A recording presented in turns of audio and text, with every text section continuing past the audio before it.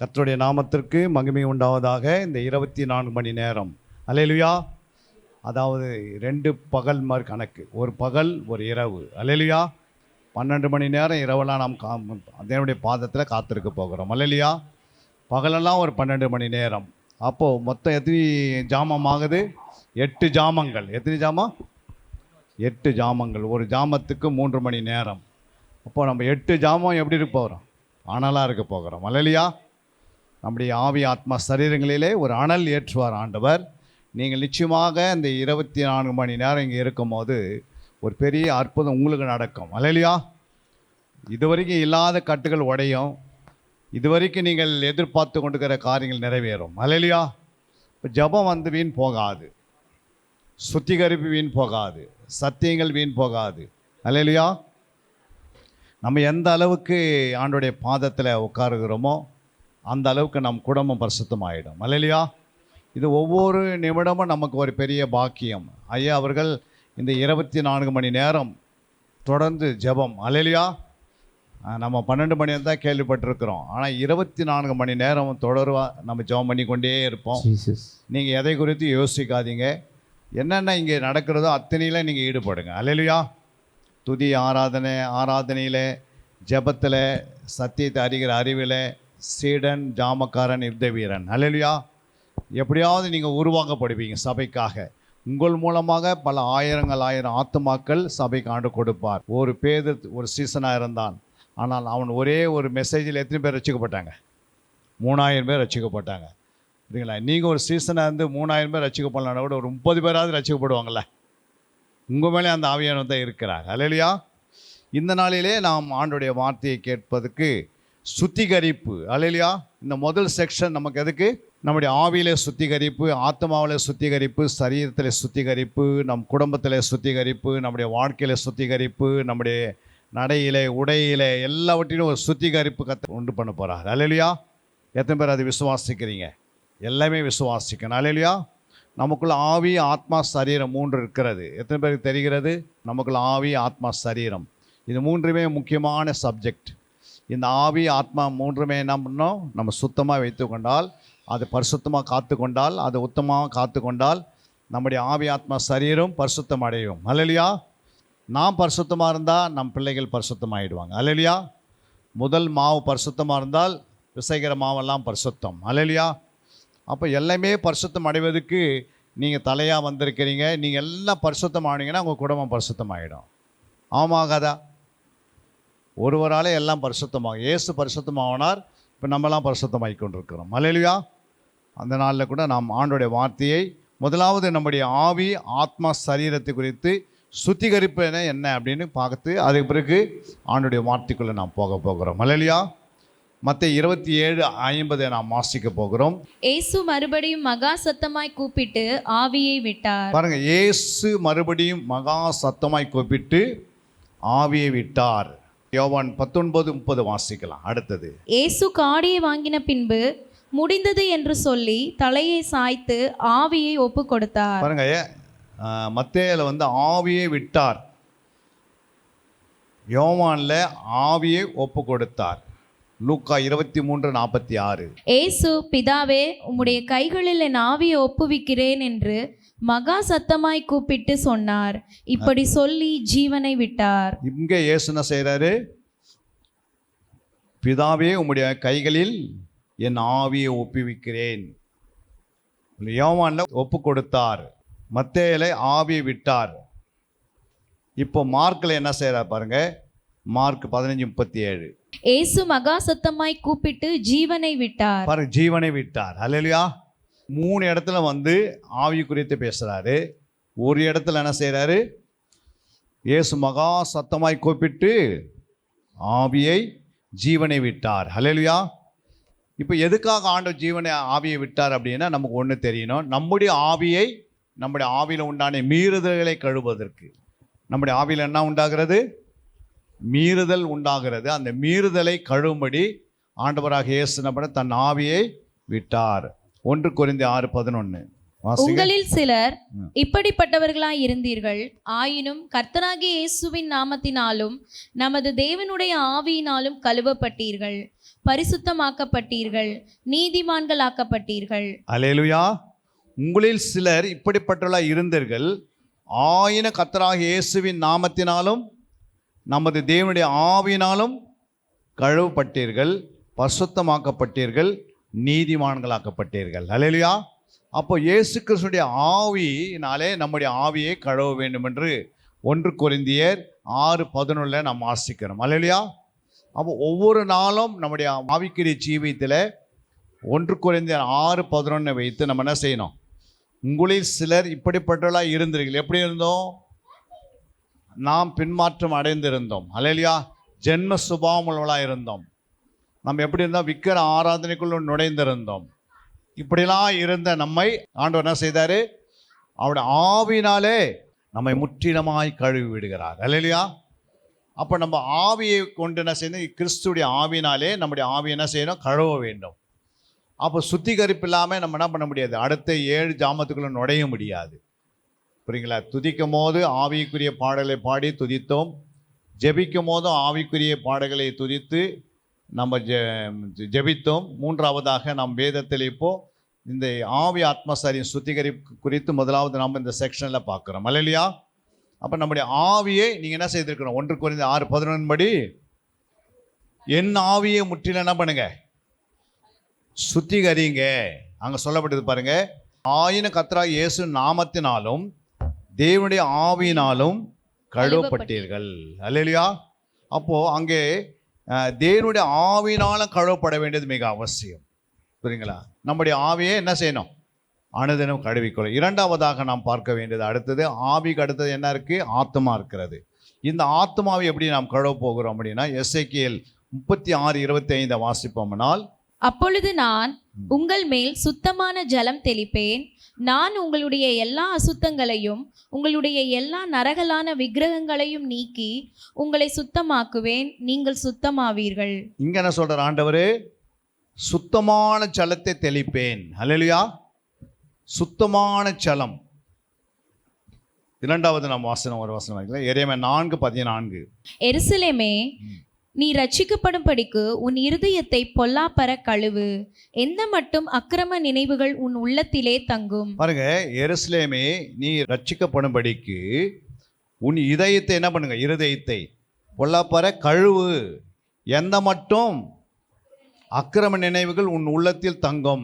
அப்போ இருதயத்தில் ஆத்மல் என்ன இருக்கு? அக்கிரம நினைவுகள் இருக்கிறது.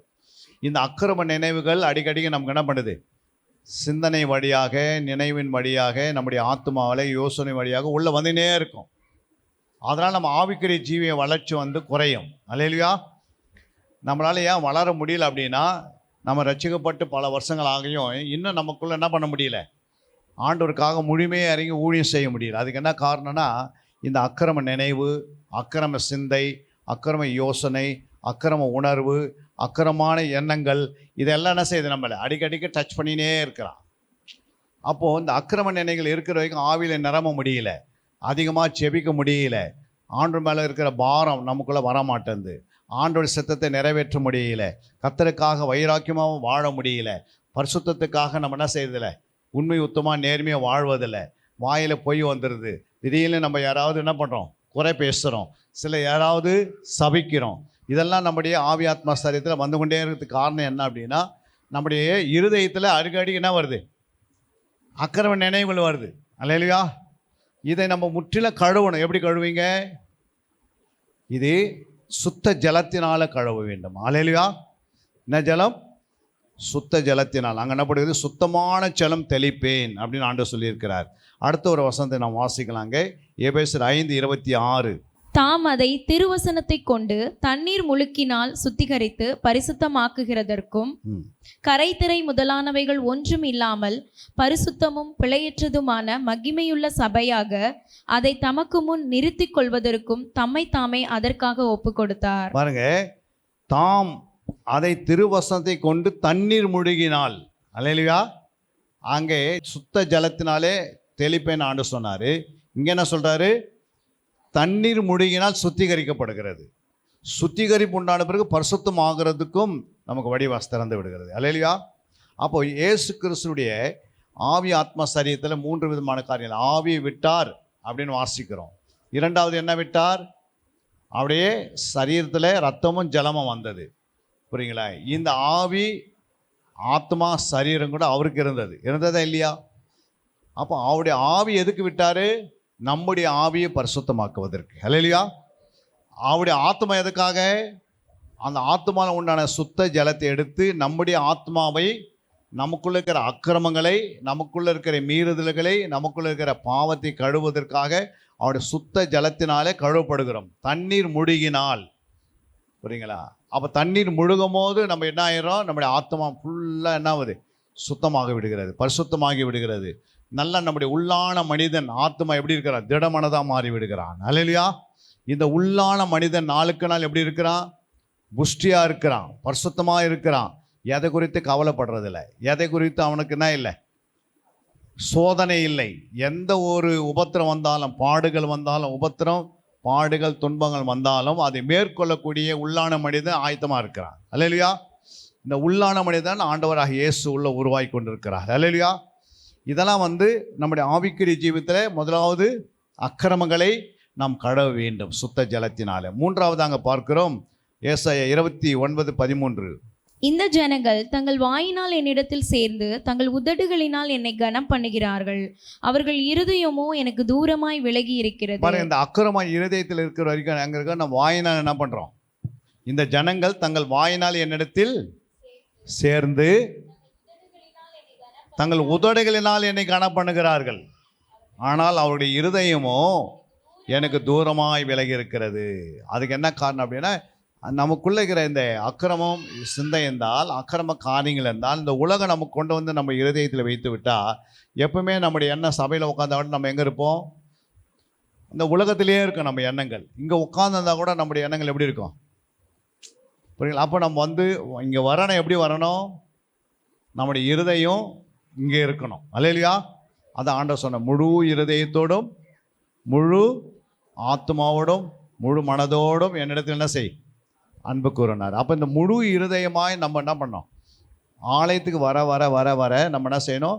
நம்முடைய முழு இருதயத்தை பரிசுத்தமாய், உத்தமமாய், அது ரொம்ப பரிசுத்தமாக வைத்துக்கொள்ளணும். இருதயத்தை தான் கர்த்தர் பார்ப்பார். நம்ம சரீரம் முழுமையாக இருக்கிற இந்த ஆவி ஆத்மா சரீரத்தில் எதை பார்க்குறாரு ஆண்டவர்? இருதயங்களை பார்க்குறாரு. நம்முடைய இருதயம் எப்படி இருக்குது ஆண்டவருக்கு முன்பாக? சொல்லுங்கள். உலகெல்லாம் நம்முடைய இருதயத்தில் கொண்டு வந்து வைக்கக்கூடாது. அல்லேலூயா. நம்முடைய இருதயத்துக்குள்ளே என்ன இருக்கக்கூடாது? இந்த உலகம் இருக்கக்கூடாது. உலகமும் உலகத்தில் உள்ளவைகளிலும் என்ன செய்யக்கூடாது? அன்பு கூறக்கூடாது. அல்லேலூயா. உலகத்தில் உள்ளவைகளும் நம்ம அன்பு கூறாமல் இருக்கிறோம்னா நம்ம என்ன செய்யணும்? ஆண்டோடைய வார்த்தை வசனங்களை நம்ம அதிகமாக அன்பு கூற வேண்டும். அவருடைய பிரசன்னத்தை அதிகமாக அன்பு கூற வேண்டும். அவருடைய பாதத்தை அதிகமாக அணுக வேண்டும். அவரே நம்ம நம்பி வாழ வேண்டும். இது ஒவ்வொரு நாளும் ரட்சிக்கப்பட்ட பிள்ளைக்காக ஆண்டு சொல்கிறாரு. அல்லேலூயா.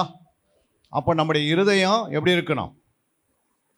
தூரமாக இருக்கிறது சொல்லப்பட்டிருக்கிறது. அது எப்படி நம்ம மத்தியம் கொண்டு வரணும்னா, எபிரேயர் 10:22 நாம் வாசிக்கும் போது, துர்மனசாட்சி நீங்க தெளிக்கப்பட்ட இருதயம் உள்ளவர்களாயும் சுத்த ஜலத்தால் கழுவப்பட்ட சரீரம் உள்ளவர்களாயும் உண்மையுள்ள இருதயத்தோடும் விசுவாசத்தின் பூரண நிச்சயத்தோடும் சேரக்கடவோம். இங்கே துர்மனசாட்சி நீங்க தெளிக்கப்பட்ட இருதயம் உள்ளவர்களாகவும் சுத்த ஜலத்தால் கழுவப்பட்ட சரீரம் உள்ளவர்களாகவும் உண்மை உள்ள இருதயத்தோடும் விசுவாசத்தின் பூரண நிச்சயத்தோடும் சேரக்கடுவோம். அல்லேலூயா. அப்போது சுத்த ஜலத்தால் நம்ம என்ன செய்யணும்? கழுவப்பட வேண்டும் நம்முடைய இருதயத்தை. அப்போ தான் சொல்கிற பாருங்க, சுத்த ஜலத்தால் கழுவப்பட்ட சரீரம் உள்ளவர்களாக உண்மை உள்ள இருதயம் விசுவாசத்தின் பூரண நிச்சயத்தோடு ஆண்டவர்கிட்ட போய் நம்ம சேர்றோம். அல்லேலூயா. அப்போ ஒவ்வொரு நாளும் நம்முடைய இருதயத்தை என்ன செய்யணும்? சுத்தமாக வைத்து கொள்ள வேண்டும். அல்லேலூயா. அதுக்கு நீங்கள் என்ன சொல்லி இந்த வசனங்களை வைத்து ஜெபிக்கணும். இந்த வசனங்களை சொல்லி அறிக்கை செய்யணும். யாரெல்லாம் அறிக்கை செய்கிறீங்களோ அவங்களோட வாழ்க்கையில் நிச்சயமாக ஒரு நாள் இருதயம் எப்படி ஆகிடும்? உண்மை உள்ள இருதயமாக மாறிடும். அல்லேலூயா. ஆண்டவர் இருதயத்தில் உண்மை உள்ளவர்களை நேசிக்கிறார். மோசே அவருடைய வீட்டிலே எங்கும் உண்மை உள்ளதாக இருந்தார். அதுக்கு என்ன காரணம் அப்படின்னா, அவருடைய இருதயத்தில் உண்மை. அல்லேலூயா. அந்த இருதயத்துக்குள் உண்மை இருந்தது. மூன்றாவதாக நாம் பார்க்க வேண்டியது, அங்கே சரீரத்தை குறித்து நாம் என்ன செய்ய வேண்டும்? நம்முடைய சரீரத்தில் முதலாவது ஆவியில் அவருடைய ஆவியை பயன்படுத்துகிறோம். இரண்டாவது, நம்முடைய ஆத்மாவுக்கு உள்ள இருதயத்துக்குள்ளே கழுவப்படுவதற்கு சுத்த ஜலத்தை பயன்படுத்துகிறோம். மூன்றாவது, நம்முடைய சரீரத்தை எதனால் பயன்படுத்த போகிறோம்? நம்மளுடைய சரீரத்திற்குள்ள பாவத்தை எப்படி கழுவுவது? இயேசுவின் ரத்தத்தினாலே. வாசில ஏசாயா 1:16. உங்களை கழுவி சுத்திகரியுங்கள், உங்கள் கிரியைகளின் பொல்லாப்பை என் கண்களுக்கு மறைவாக அகற்றிவிட்டு தீமை செய்தலை விட்டு ஓயுங்கள். அப்போ கழுவி சுத்திகரிக்கும் போது ஆட்டோமேட்டிக் தீமை விட்டு விடுவார்கள். தீமை செய்தலை விட்டு ஒழியுங்கள். அப்போது யாரெல்லாம் தினந்தோறும் இயேசு கிறிஸ்துவின் ரத்தத்தை பயன்படுத்துகிறோமோ நிச்சயமாக என்ன பண்ணோம்? உங்கள் கிரியைகள் பொல்லாப்பாக இருந்தாலும் என் கண்களுக்கு அது மறைவாக அகற்றிவிட்டுன்னா நம்ம ஒரு நாள் அகற்ற முடியும். அதை 2வது ஒரு வசனம் வாசிக்கலாம். நீதிமொழி 30:12. தாங்கள் அழுக்கற கழுவப்படாமல் இருந்தும் தங்கள் பார்வைக்கு சுத்தமாக தோன்றுகிற சந்ததியாரும் உண்டு. தாங்கள் அழுக்கற கழுவப்படாமல் இருந்தும் தங்கள் பார்வைக்கு சுத்தமாக தோன்றுகிற சந்ததியார் இருக்கு. அவங்க என்ன பண்ணுவாங்க? தங்கள் பார்வைக்காக எப்படி இருப்பாங்க? நான் சுத்தமாக இருக்கிறேன், நான் ரொம்ப பரிசுத்தமாக இருக்கிறேன் அப்படின்னு. ஏன்னா அவங்க கழுவ மாட்டாங்க, சுத்திகரிக்க மாட்டாங்க. ஆனால் தன்னுடைய பார்வைக்காக அவங்க போட்டுக்கிறார். தங்கள் பார்வைக்காக சுத்தமாக தோன்றுகிற ஒரு சந்ததி இருக்குது. புரியுங்களா? எனக்கு எல்லாம் தெரியும், எனக்கு நான் கழுவிட்டேன், நான் அப்படி பண்ணிட்டேன் அப்படின்னு சொல்லுவாங்க. ஆனால் அவங்களுடைய வாழ்க்கையில் பார்த்தீங்கன்னா பாவம் அப்படியே இருக்கு. அவங்களுக்கு ஒரு மனசுக்குள்ள என்ன இருக்குது? பார்வைக்காக நான் சுத்தமாக இருக்கிறேன் அப்படின்னுவாங்க. ஆனால் ஆண்டவர் அது ஒரு சந்ததி. 2வது நாம் பார்க்கிறோம். 1 யோவான் 1:7 வாசிக்கலாம். அவர் ஒளியில் இருக்கிறது போல நாமும் ஒளியிலே நடந்தால் ஒருவரோடு ஒருவர் ஐக்கப்பட்டிருப்போம். அவருடைய குமாரனாகிய இயேசு கிறிஸ்துவின் ரத்தம் சகல பாவங்களையும் நீக்கி நம்மை சுத்திகரிக்கும். அப்போ ஆண்டவராகிய இயேசு என்ன சொல்றாரு? அவருடைய குமாரனாகிய இயேசு கிறிஸ்துடைய ரத்தம் சகல பாவங்களையும் நீக்கி நம்மை சுத்திகரிக்கும். அல்லேலூயா. அப்போ இயேசு கிறிஸ்து 2000 வருஷத்துக்கு முன்னாடி ரத்தத்தை சிந்தது உண்மை. ஆனால் அது டைரெக்டாக நம்மளை என்ன பண்ணுறது? கழுவுமா? நீங்கள் பேங்க்கில் பணம் போட்டு நேராக நம்ம தேடி வருமா பணம்? என்ன செய்யும் பணம்? நம்ம போய் சீட்டு எழுதி கொடுத்தா தான் வெளியே கொண்டு வரோம். சைன் போடணும், சிக்னேச்சர் செக் பண்ணுவாங்க, அப்போ தான் அது வெளியே வரும். அந்த பணத்தை இல்லைங்க, ஒரு பையனை அனுப்பி நீங்கள் என்ன பண்ணுங்கள், என் பேர் சொல்லுங்கள், காசு கொடுப்பாங்களா? உங்கள் பேர் அங்கே இருக்குது, பணமும் இருக்குது, அதை எப்படி பெற்றுக்கொள்ள முடியும்? நீங்களே சொந்தமாக என்ன பண்ணணும்? வாயினால் அறிக்கை செய்யணும், கையெழுத்து போடணும், அது பார்த்தா காசு கைக்கு வருது. இல்லை நான் அமைதியாக போய் நீங்கள் கிளர்க்கிட்ட போய் நின்றுக்கிறீங்க, எதுவுமே பேச மாட்டேன்றீங்க. புரியுங்களா? எனக்கு பணத்தை கொடுங்க, என் ஃபோட்டோ பார்த்து என் முகத்தை பார்த்து கொடுங்கன்னா கொடுப்பாங்களா? கொடுக்க மாட்டாங்க.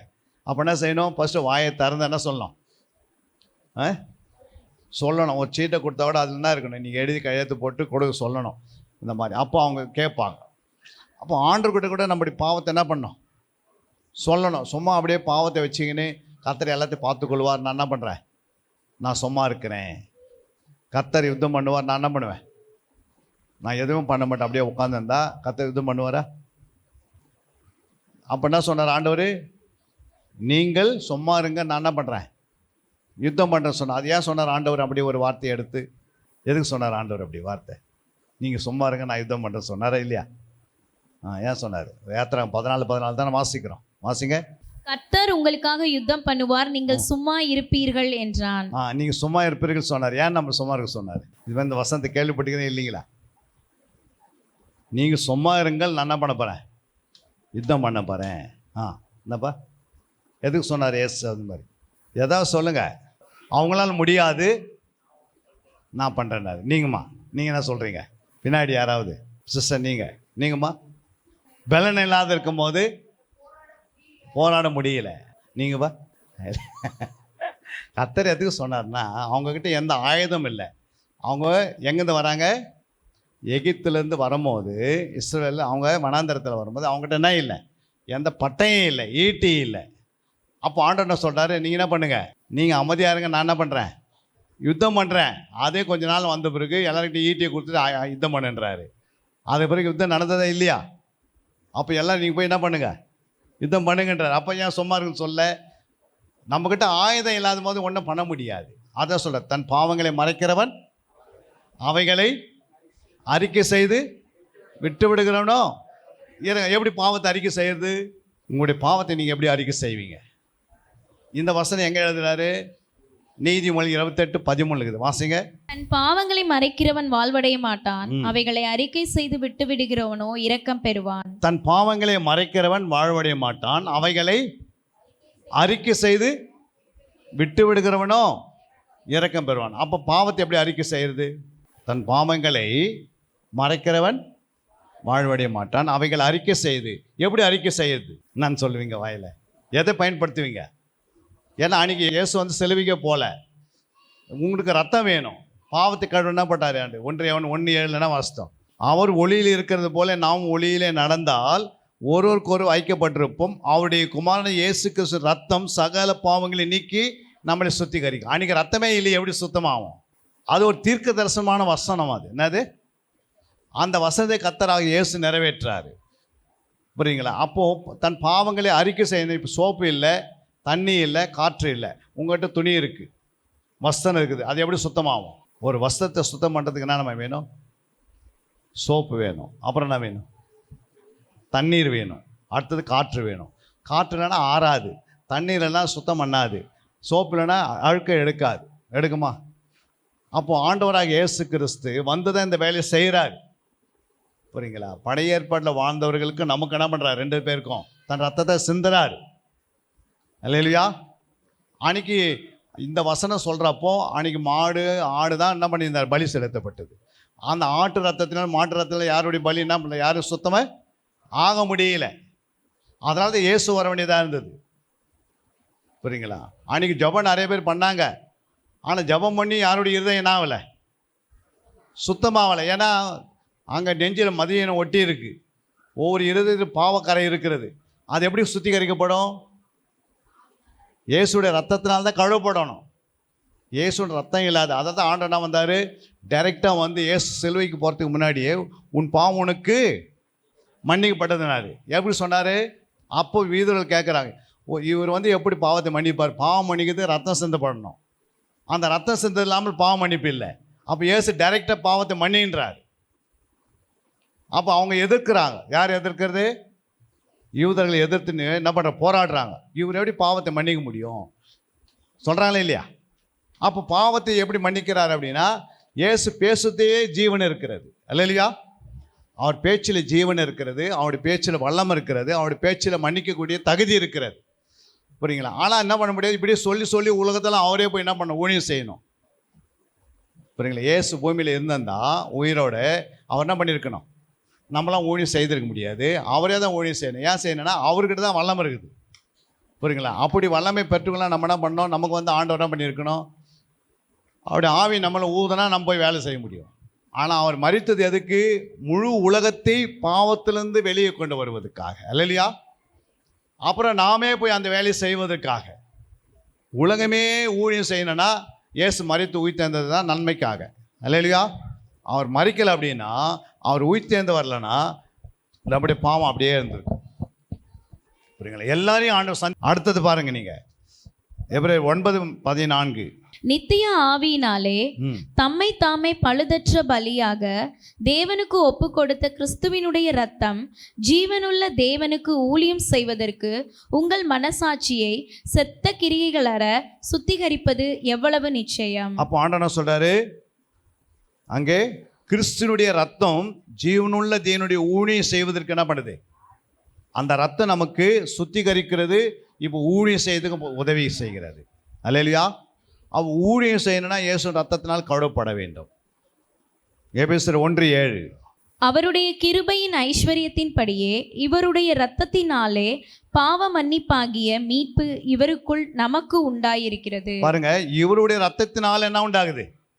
பாவ மன்னிப்பாகிய மீட்பு இவருக்குள் நமக்கு உண்டாயிருக்கிறது. இவருக்குள்ளேருந்து நமக்கு உண்டாயிருக்கிறது. அப்போது ஆண்டவர் சொல்கிறாரு, இவருடைய ரத்தத்தினால பாவ மன்னிப்பு. அல்லேலூயா. அதுக்கு அடுத்தது பாருங்கள், 1 பேதுரு 1:19. குற்றமில்லாத மாசற்ற ஆட்டுக்குட்டியாகிய கிறிஸ்துவின் விலையேற பெற்ற இரத்தத்தினாலே மீட்கப்பட்டீர்கள் என்று அறிந்திருக்கிறீர்களே. அப்போ நம்ம என்ன இருக்கிறோம்? விலையேற பெற்ற இரத்தத்தினாலே நம்ம எல்லாரும் இங்கே உட்காந்து மீட்கப்பட்டிருக்கிறோம். அல்லேலூயா.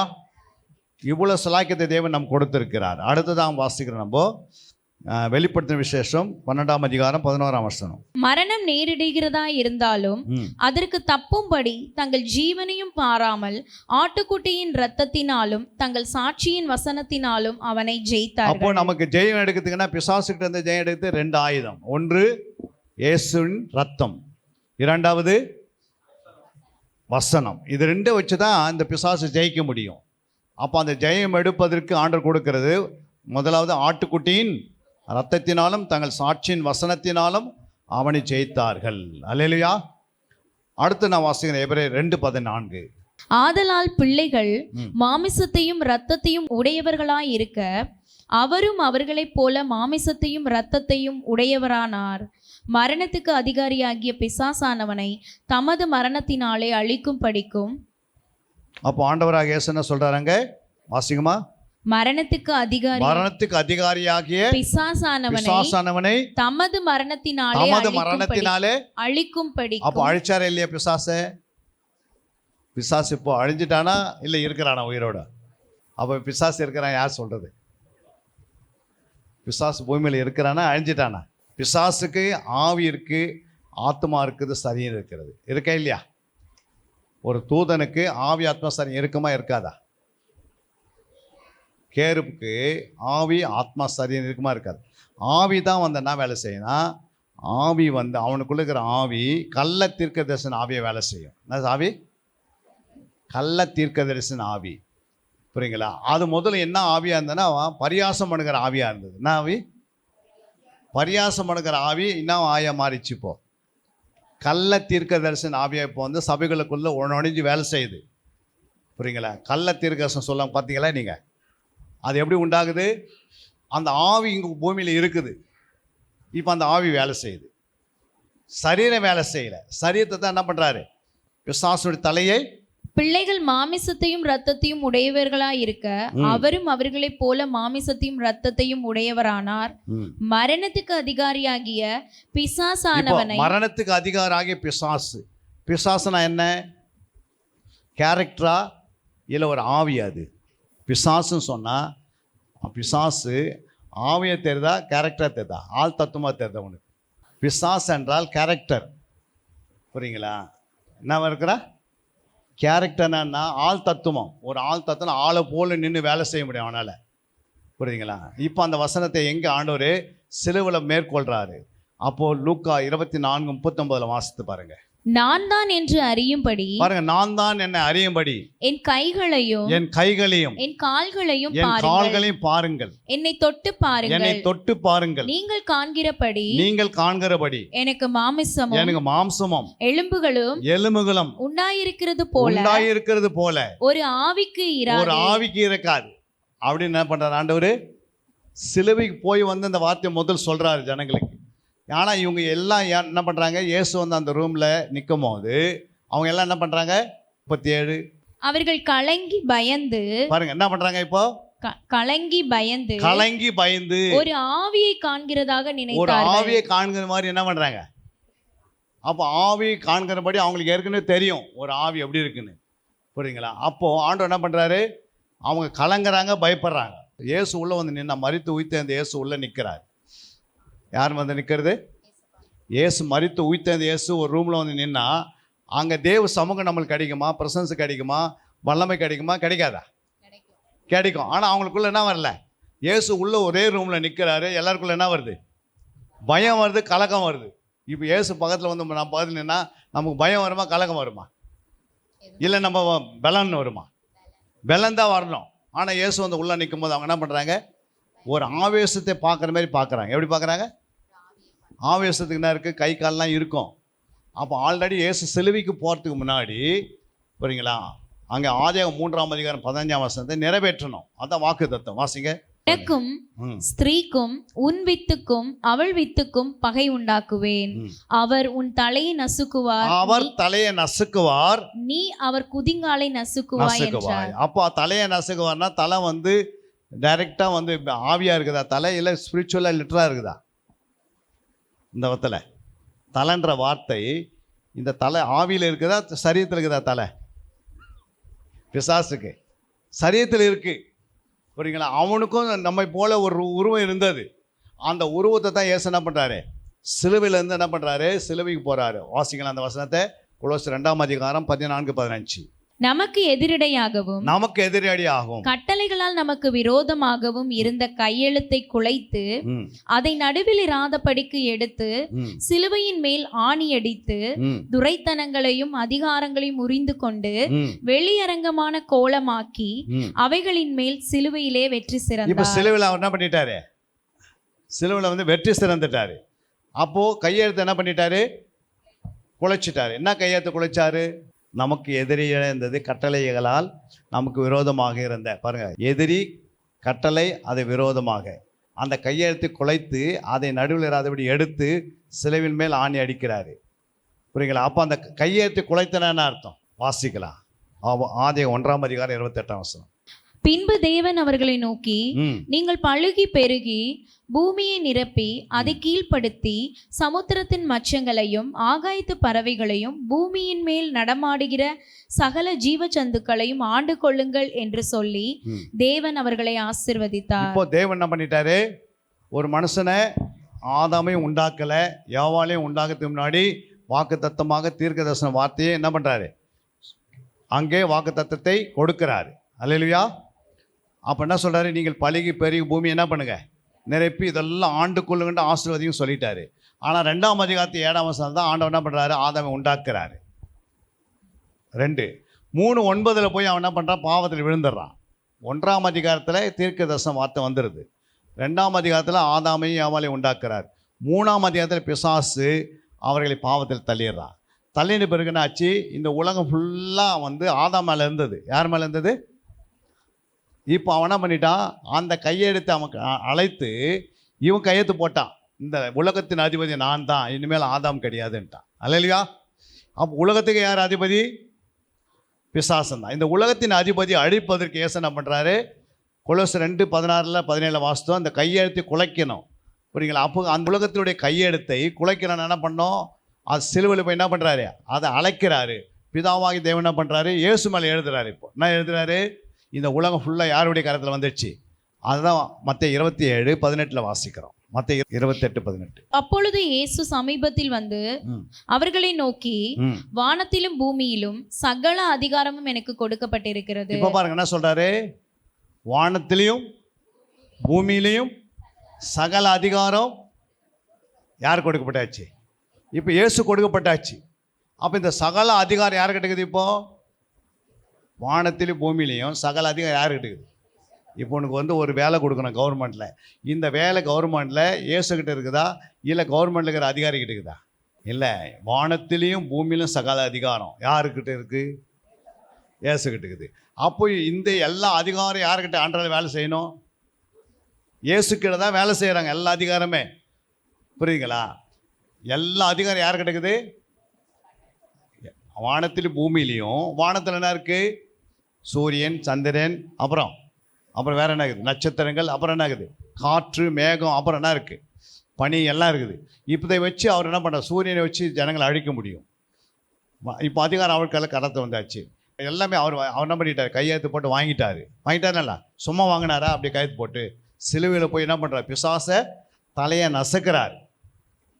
சரிங்களா? அதை தான் எபிரேயர் 2:14 வாசம், பிசாசுடைய தலையை நசுக்குவதற்காக இந்த பூமிக்கு வந்தார். அவனை நசுக்கலான்னு நம்ம இங்கே உட்காந்துருக்க முடியாது. இப்போ அல்லையா, இப்போ ஆண்டவர் என்ன பண்ணிட்டாரு, எல்லா அதிகாரம் பிடுங்கி யார்கிட்ட கொடுக்குறாரு, இப்போ அவருடைய பிள்ளைகள்கிட்ட கொடுக்குறாரு. மாசிங்க அந்த வசனத்தை, யோவான் 1:13 அவருடைய நாமத்தின் மேல் விசுவாசம் உள்ளவர்களாய் அவரை ஏற்றுக்கொண்டவர்கள் எத்தனை பேர்களோ அத்தனை பேர்களும் தேவனுடைய பிள்ளைகளாகும்படி அவர்களுக்கு அதிகாரம் கொடுத்தார். இப்போ அதிகாரம் யார்கிட்ட வந்துச்சு, வானத்தில் பூமியில் சகல அதிகாரம் ஆண்டவர்கிட்ட இருந்தது. இப்போ அந்த அதிகாரத்தை எடுத்து யார்கிட்ட கொடுத்துருக்கிறாரு, இப்போ நம்மக்கிட்ட கொடுத்துட்டாரு. இப்போது நம்ம பிள்ளைங்க அந்த அதிகாரத்தை என்ன செய்யணும், இப்போ நம்ம அதிகாரத்தை கையில் கொடுத்துட்டா அந்த அதிகாரத்தை பயன்படுத்தணும். இப்போ அதிகாரமே நம்ம கொடுத்துருக்கிறா நமக்கே தெரியாத என்ன பண்ணுறோம், எல்லாத்தையும் கஷ்டப்பட்டு உட்காந்துக்கிறோம். அல்லையா, எல்லாத்தையுமே கஷ்டப்படுறது யார், நம்ம அறியாமையினால கஷ்டப்பட்டுருக்கிறோம். அப்போ அதிகாரத்தை ஆண்டவர் யார்கிட்ட இருந்து பிடுங்கினாரு, ஆதாம்கிட்ட இருந்து பிசாசு பிடுங்கினா, பிசாசுக்கிட்ட இருந்து யார் பிடுங்குது, இயேசு பிடுங்கி இப்போ அதிகாரத்தை யார்கிட்ட கொடுத்துட்டாரு, இப்போ கொலோசர் 2:10 வாசிங்க. மேலும் சகல துரைத்தனங்களுக்கும் அதிகாரத்துக்கும் தலைவராயிருக்கிற அவருக்குள் நீங்கள் பரிபூரணம் உள்ளவர்களாய் இப்போ இருக்கிறீர்கள். அங்க என்ன சொல்றார் ஆண்டவரே? மேலும் சகல துரைத்தனங்களுக்கும் அதிகாரத்துக்கும் தலைவர். தலைவர்னா யாரு? ஏசப்பா தான் தலைவர். பாருங்க, மேலும் சகல துரைத்தனங்களுக்கு, அதை தான் 14 நம்ம வாசித்தோம். அவர் எல்லாத்தையும் என்ன பண்ணிடுறாரு? சிலுவை போய் எல்லாத்தையும் பிசாசுடைய தலையை நசுக்கி அதிகாரத்தை பிடிங்கிறாரு. அப்போது சகல துரைத்தனங்களுக்கும் சகல அதிகாரத்துக்கும் ஏசுனாவாக இருக்கிறாரு, தலைவராக இருக்கிறாரு. தலைவராக இருந்தால் தலைவராக இருக்கிற அவருக்குள் நீங்கள்லாம் யார்? நீங்கள்லாம் யார்? சபை. இப்போ நம்மளாம் நீங்கள்ன்றார் ஆண்டவர். பன்மையில் நீன்னு பேசலை, நீங்கள் பேசுகிறார் பன்மையில். அப்போ நீங்கள் எப்படி இருக்கணுமா? பரிபூரணம் உள்ளவர்களாக இருக்கணும். சபை எப்படி இருக்கணும்? எதில் பரிபூரணம் இருக்கணும்? அபிஷேகத்தில் பரிபூரணமாக இருக்கணும், ஜபத்தில் பரிபூரணமாக இருக்கணும், அப்புறம் வேதத்தை அறிகிற அறிவில் எப்படி இருக்கணும்? பரிபூர்ணமாக இருக்கணும். இம்மைக்குரிய வாழ்க்கையில் வீடு வாசல் எல்லாத்தையும் எப்படி இருக்கணும்? பரிபூரணமாக இருக்கணும். ஏன் இருக்க முடியல? ஃபஸ்ட்டு இயேசு தலைவர்ன்றது பாதி பேருக்கு என்ன பண்ணல? எத்தனையோ உலகத்தில் இருக்கிற தலைவர்லாம் அவன் தான் தலைவர் நம்ம பேசின்னு எடுக்கிறோம். ஆனால் உண்மையான தலைவர் யார்? உண்மையான தலைவர் யார்? இயேசு தான். எப்போ தலைவர் ஆங்கினாரு? இந்த உலகத்தின் அதிபதி ஆகிய பிசாசனவனை அவர் என்ன பண்ணார்? தலையை நசுக்கிறாரு. எபிரேயர் 2:14 நம்ம எப்படி இருக்கிறோமோ நம்மை போல அவர் என்ன பண்ணுறாரு? நம்ம எப்படி இருந்தோம்? மாம்சத்தில் இருந்தால் மாம்சத்து போல வெளிப்பட்டார், ஆவியாக இருந்தால் ஆவியில் வெளிப்பட்டார். புரியுங்களா? நம்மை போல வெளிப்பட்டு இந்த உலகத்தில் என்ன பண்ணார்? பிசாசை நசுக்குவதற்கு எங்கே போனார்? சிலுவைக்கு போகிறாரு. சிலுவையில் போய் பிசாசுடைய தலையை நசுக்கும் போது நசுக்குனா என்ன பண்ணுறாருன்னா, அவனுக்குள்ளுக்கிற சரீரத்தையும் ஆத்மாவை என்ன பண்ணுறாரு? என்னம்மா பண்ணுறாரு? பேரலிஜம் பண்ணுறாரு. அதாவது கை கால் விழுந்துட்டா என்ன ஆகிடும்? கை இருக்கும், கால் இருக்கும், நரம்பு இருக்கும், ரத்தம் இருக்கும். ஆனால் கை கால் என்ன பண்ணாது? வேலை செய்யாது. இப்போ அந்த வேலையை அவர் முடிச்சிட்டாரு. இப்போ என்னதான் வேலை செய்யுது? ஒருத்தர் கை கால் இருந்தாவோட வாயில் என்ன பண்ணுவாங்க? சத்தம் விடுவாங்க. பார்த்துக்கிறீங்களா? நீங்கள் கை கால் விழுந்தாலும் பேசுறதை பார்த்துக்கிறீங்களா? அரைக்குறையாக பேசுவாங்க, சில முழுமையாக பேசுவாங்க. அதுக்கு என்ன காரணம்? ஆவி இருக்கிறது. என்ன இல்லை? சரீரமும் ஆத்மா வேலை செய்ய மாட்டேங்குது. என்னது? சரீரமும் ஆத்மா என்ன இருக்குது? வேலை செய்ய. எது வரைக்கும் வேலை செய்யாது? இயேசு கிறிஸ்து ரகசிய வர வரைக்கும் அது வேலை செய்யாது. ஏன்னா சபை எடுத்துக்கொண்ட பிறகு தான் அங்கே மகா உபத்திர காலத்திலையும் உபத்திர காலத்தில் 7 வருஷத்துக்கு அது முழுமையாக வேலை செய்ய ஆரம்பிக்கும். அது வரைக்கும் அது என்ன பண்ணாது. இப்போ ஒரு ஆவி மட்டும் தான் என்ன பண்ணுது? அது ஆவி மட்டும் வேலை செய்துக்கணுது. புரியுங்களா? ஆவி இருக்கிறது. என்ன இருக்கு? இந்த ஆவி என்ன பண்ணுது? ஆவியால் என்ன பண்ண முடியாது. ஒரு ஆவியால் டைரெக்டாக பாவம் செய்ய முடியுமா? டைரெக்டாக பாவம் செய்ய முடியும். ஆவி, பிசாசுடைய ஆவி டைரெக்டாக பாவம் செய்ய முடியாதா? முடியும். அப்படி சொல்ற முடியும். நீங்கள் பா நீங்கள் பிசாசுன ஆவி. இப்போ ஆவி வேலை செய்ய முடியுமா? இப்போ தம்பியாங்க சொல்கிறாங்க செய்ய முடியுன்றாங்க. புரியுங்களா? இப்போ சரீரம் என்கிட்ட இல்லை, என்கிட்ட என்ன இல்லை? சரீரமே இல்லை, ஆத்மாவும் இல்லை. இப்போ வெறும் ஆவி இருக்குது. இந்த ஆவி வச்சு நான் எதனா செய்ய முடியுமா? நாம பிசாசுக்கு சரீரம் போயிடுச்சு, ஆத்மா போயிடுச்சு சிலுவையில். இப்போ பேலன்ஸ் என்ன இருக்குது? ஆவி இருக்குது. இந்த ஆவி வச்சு எதனா செய்ய முடியுமா? புரியுங்களா? இப்போ ஆவி வச்சு அது எப்படி செய்யணும்னா, ஆவி வச்சு அதை செய்ய முடியும். ஆனால் ஆவியே என்ன பண்ணிருக்கணும்? ஆவியினால யாரோ ஒரு சரீரம் தேடுது உலகத்தில். என்ன பண்ணுது? இப்போ அடிக்கிற மனுஷன் ஒருத்தர் இருக்கிறான்னா அவனுக்கு உள்ளே போய் அது என்ன பண்ண? தூண்டுதல் பண்ணும், தூண்டி விடுவான். புரியுங்களா? அந்த சண்டை தூண்டிட்டு போய் கை கால் என்ன பண்ணுது? ஆரம்பத்தில் ஆவியில் ஆரம்பித்து எங்கே போய் முடிக்கிறாங்க? கொலையில் போய் முடிச்சிடுறாங்க. அதுக்கு என்ன காரணம் அப்படின்னா, அதுக்கு ஒரு சரீரம் தேவை. அப்போ யார் இடம் கொடுக்குறாங்களோ ஃபஸ்ட்டு தூண்டுகிறான், அப்புறம் என்ன பண்ணுறான்? நீங்கள் இடம் கொடுத்தா உள்ளே வந்துடுறான். நிறைய தூங்கணும்னு நீங்கள் உள்ளே சொல்கிறீங்க. எவ்வளோ தூங்கணும்? கெப்பாசிட்டி எவ்வளோ ஒரு நாளைக்கு தூங்குறதுக்கு? மினிமம் 6 மணி நேரம், மேக்ஸிமம் 8 மணி நேரம். இதுக்கு மேலே ஒருத்தர் தூங்க ஆரம்பித்தானா அவனுக்குள்ளே பிசாசு வருமா வராதா? கட்டாமல் உள்ளே அது கிரியை செய்ய ஆரம்பிச்சிடும். அந்த மனுஷனை பிடிச்சிக்கும். அது ஆவி குறிப்பில் யாராக இருந்தாலும். ஏன்னா அதுக்கு என்ன ஆச்சு? எவ்வளோ தூங்கியிருக்கிறாங்க? 8 மணி நேரத்துக்கு மேலே ஒருத்தர் தூங்க ஆரம்பிக்கிறாங்கன்னா அவங்களுக்குள்ளே இந்த ஆவி என்ன பண்ண? தானாவே உள்ளே ஆளுகை செய்யும். அந்த மனுஷனை என்ன பண்ணி? தூக்கத்தின் ஆவியை அது என்ன பண்ணும்? தூக்கத்தின் ஆவி, அந்த ஆவின்னு அவங்களுக்குள்ளே அவங்களை தூங்க வச்சு கந்தையை உடுத்தி வைக்கும். கொஞ்ச நாளில் தூக்கம் என்ன பண்ணாது? வறுமை கொண்டு வரும். பலவீனத்தை கொண்டு வரோம், நோயை கொண்டு வரோம். அப்புறம் என்ன பண்ணோம், 4 பேருக்கு முன்னாடி மரணம் கொண்டு வரோம். அதுக்கு முன்னாடி அடக்கம் பண்ணும் போது அந்த அம்மா என்ன பண்ணுவாங்க, இவ்வளோ பரிசுத்தமாக இருந்தாங்க எப்படி சத்தாங்க நமக்கு தெரியல அப்படின்றாங்க. அதுக்கு சத்தத்துக்கு யார் காரணம்? பிசாசு என்ன பண்ணது, ஒரு மனுஷனுடைய ரட்சிக்கப்பட்டவங்களை சீக்கிரமாக சரியத்தை விட்டு ஆழத்தை விட்டு தூக்கணும். ஏன் தூக்கணும்? அவங்க ஜெபம் பண்ணுவாங்க, அவங்க 4 பேருக்கு சுவிசேஷம் அறிவிப்பாங்க. இதெல்லாம் இந்த வேலை எதுவும் செய்யாதபடிக்கு அவங்க வாயை கட்டிடுது. புரியுங்களா? இப்போ நமக்குள்ளே என்ன பண்ணுறது, இப்படி ஒவ்வொரு சுபாவத்தை எடுத்து பாருங்க. புரியுங்களா? அப்போது ஒரு சரீரம் இல்லாத அதெல்லாம் என்ன பண்ண முடியாது, சரீரம் இல்லாமல் அதை என்ன பண்ண முடியாது, எந்த வேலையும் செய்ய முடியாது. அது சுற்றி திரிஞ்சினே இருக்கும். என்ன பண்ணோம், சுற்றி திரிஞ்சினே இருக்கும். யாராவது ஒரு ஆள் கிடைக்கணும், அப்போ தான் அது வேலை செய்ய முடியும். அதே போல் ஆவியானவர் என்ன பண்ணுறாரு, ஆவியானவரும் அவரும் என்ன விடுகிறாரு, ஆவியாமல் இருக்கிறாரு, அவர் சரீரமாக இருக்கிறாரு, ஆள் தத்துவமாக இருக்கிறாரு. புரியுங்களா? இப்போ ஆவியானவர் ஒரு மனுஷனை தேடுறாரு. யார் ஜெபம் பண்ண போகிறீங்க, யாரெல்லாம் நல்ல வேதத்தை வாசிக்க போகிறீங்க, யாரெல்லாம் சுவிசேஷம் அறிவிக்க போகிறீங்க, யாரெல்லாம் கத்தருக்கு கொடுக்க போகிறீங்க, யாருக்கெல்லாம் ஆண்டவருக்காக நீங்கள் ஏதாவது செய்யணும்னு நீங்கள் நினைக்கும் போது இந்த ஆவியன் உங்களுக்குள்ள என்ன பண்ண தானாகவே உள்ளே வராரு. புரியுங்களா? ஆவியன் வந்தவருக்கு ஒன்று ஆளுகை செய்கிறார். அல்லேலூயா. அவரும் சரீரத்தை தேடுறாரு, இதுவும் சரீரத்தை தேடுது. இது எதுக்கு தேடுது, அந்த சரீரத்தை அழிக்கிறதுக்காக தேடுது. அந்த ஆவியனை எதுக்கு வராரு, உன்னை பரிசுத்தப்படுத்துறதுக்காக வராரு. அல்லேலூயா. உனக்கு நிம்மதியை கொடுக்க வராரு, உன்னுடைய கண்ணீரை துடைப்பதுக்காக வராரு, உன் வேதனை நீங்குவதற்காக வராரு, உனக்கு நல்ல ஒரு அடைக்கலத்தை கொடுக்க வராரு, உன்னை ஒற்றுமையாக்கிறதுக்காக வராரு. நீ சபையோடு மேய்ப்பரோடு இணைந்து 2 பேரும் எப்படி இருக்கணும், ஐக்கியமாக இருக்கணும். அந்த ஐக்கியத்துக்காக ஆவியன் தேடுகிறார். ஆனால் நம்ம என்ன பண்ணுறோம், ஆவியன் உள்ளே வந்துட்டு பிறகு இந்த ஆவியானவர் சொல்கிறதெல்லாம் நம்ம கேட்காம நம்ம இருதயத்தை என்ன பண்ணுறோம், கடினப்படுத்துகிறோம். எழுந்து ஜெபம்னு சொன்னால் தூங்கி நிற்போம். எழுந்து ஆலயத்துக்கு போனால் அன்னைக்கு நம்ம என்ன பண்ணுவோம், நிர்விசாரமாக இருப்போம். இப்படி கொஞ்சம் கொஞ்சமாக இருக்கும். என்னாகும், அப்போது ஆவியானவர் செய்ய வேண்டிய வேலையை என்ன பண்ண மாட்டார். கணவனை மனைவிக்குள்ளே மனைவியும் இல்லை கனவையும் அடிக்கடிக்கு பேசினேக்கிறாங்க. அதை செய்யாது போனால் என்ன ஆகுது, அந்த வார்த்தை கீழ்ப்படியாது போனால் என்ன ஆகுது, அப்புறம் அவங்களே கொஞ்ச நாள் என்ன ஆயிடுறாங்க, தானாகவே பேசாத மறந்துடுவாங்க. இப்போ வீட்டு உள்ள கணவன் மனைவி இருப்பாங்க, ஆனால் என்ன பண்ண மாட்டாங்க, ஒருத்தர் பேச மாட்டாங்க. ஆனால் சாப்பாடு செய்து கரெக்டாக வைப்பாங்க, வீட்டை கரெக்டாக பெருக்கி இருப்பாங்க, துணியெல்லாம் துவைச்சி போட்டிருப்பாங்க. ஆனால் என்ன மட்டும் செய்ய மாட்டாங்க, புருஷன்கிட்ட போய் ஒரு வார்த்தை பேச மாட்டாங்க. புருஷன் என்ன பண்ணுறாரு, மனைவிக்கிட்ட போய் பேச மாட்டார். எல்லாம் எப்படி இருக்கும், ஏன் அப்படின்னா அவங்க ஆவியை அடக்கந்து யார், பிசாசு. அதே போல் ஆவியை நமக்கு சொல்லும் போது நம்ம அமைதியாக இருந்துட்டோம்னா அந்த ஆவியானவர் என்ன பண்ணி அமைதியாக ஆகிடுவார். அதனால்தான் தான் ஆவியானவர் வருவது எதுக்காக, சபை வளர்ச்சிக்காக, உங்களுடைய ஆவிக்குரிய ஜீவன் வளர்ச்சிக்காக, நீங்கள் இன்னும் ஆண்டவருக்காக எழும்பி பிரகாசிப்பதற்காக, இன்னும் அபிஷேகத்தை பெற்று வாழ்வதற்காக, சபையிலே இன்னும் ஆத்மா ஆதாயம் செய்வதற்காக, இன்னும் சபைக்கு முன்பாக நற்கிரிகளை செய்வதற்காக, நல்ல மனசாட்சியாக வாழ்வதற்காக, மற்றவங்களுக்கு முன்பாக எப்படி வாழ போகிறோம், பரிசுத்தமாக வாழ்ந்து இயேசு யாருன்னு பிரதிபலிக்குது. நம்மளை பார்த்தா என்ன பண்ணுறோம், பாதி பேர் நம்மளை பார்த்தா கிறிஸ்துடைய நடைகள், கிறிஸ்துடைய உடைகள், கிறிஸ்துடைய பேச்சு, சொல்லு, கிரியை எல்லாம் பார்த்தாவே பாதி பேர் மனம் திரும்பிடுவான். இன்னைக்கு கிறிஸ்துடைய நடை எப்படி இருக்குது, உடை எப்படி இருக்குது, எப்படிமா இருக்குது. நம்மளை பார்த்தா கிறிஸ்துவனா இல்லை சினிமா தேட்டரில் இருக்கிற சினிமா ஆக்டரா அப்படின்னு நமக்கு என்ன பண்ணுவோம், அவங்களுக்கு கண்டுபிடிக்க முடியல. சில பாஸ்டருக்கு இருக்கே இல்லையா, அந்த மாதிரி நம்ம என்ன பண்ணுறோம்,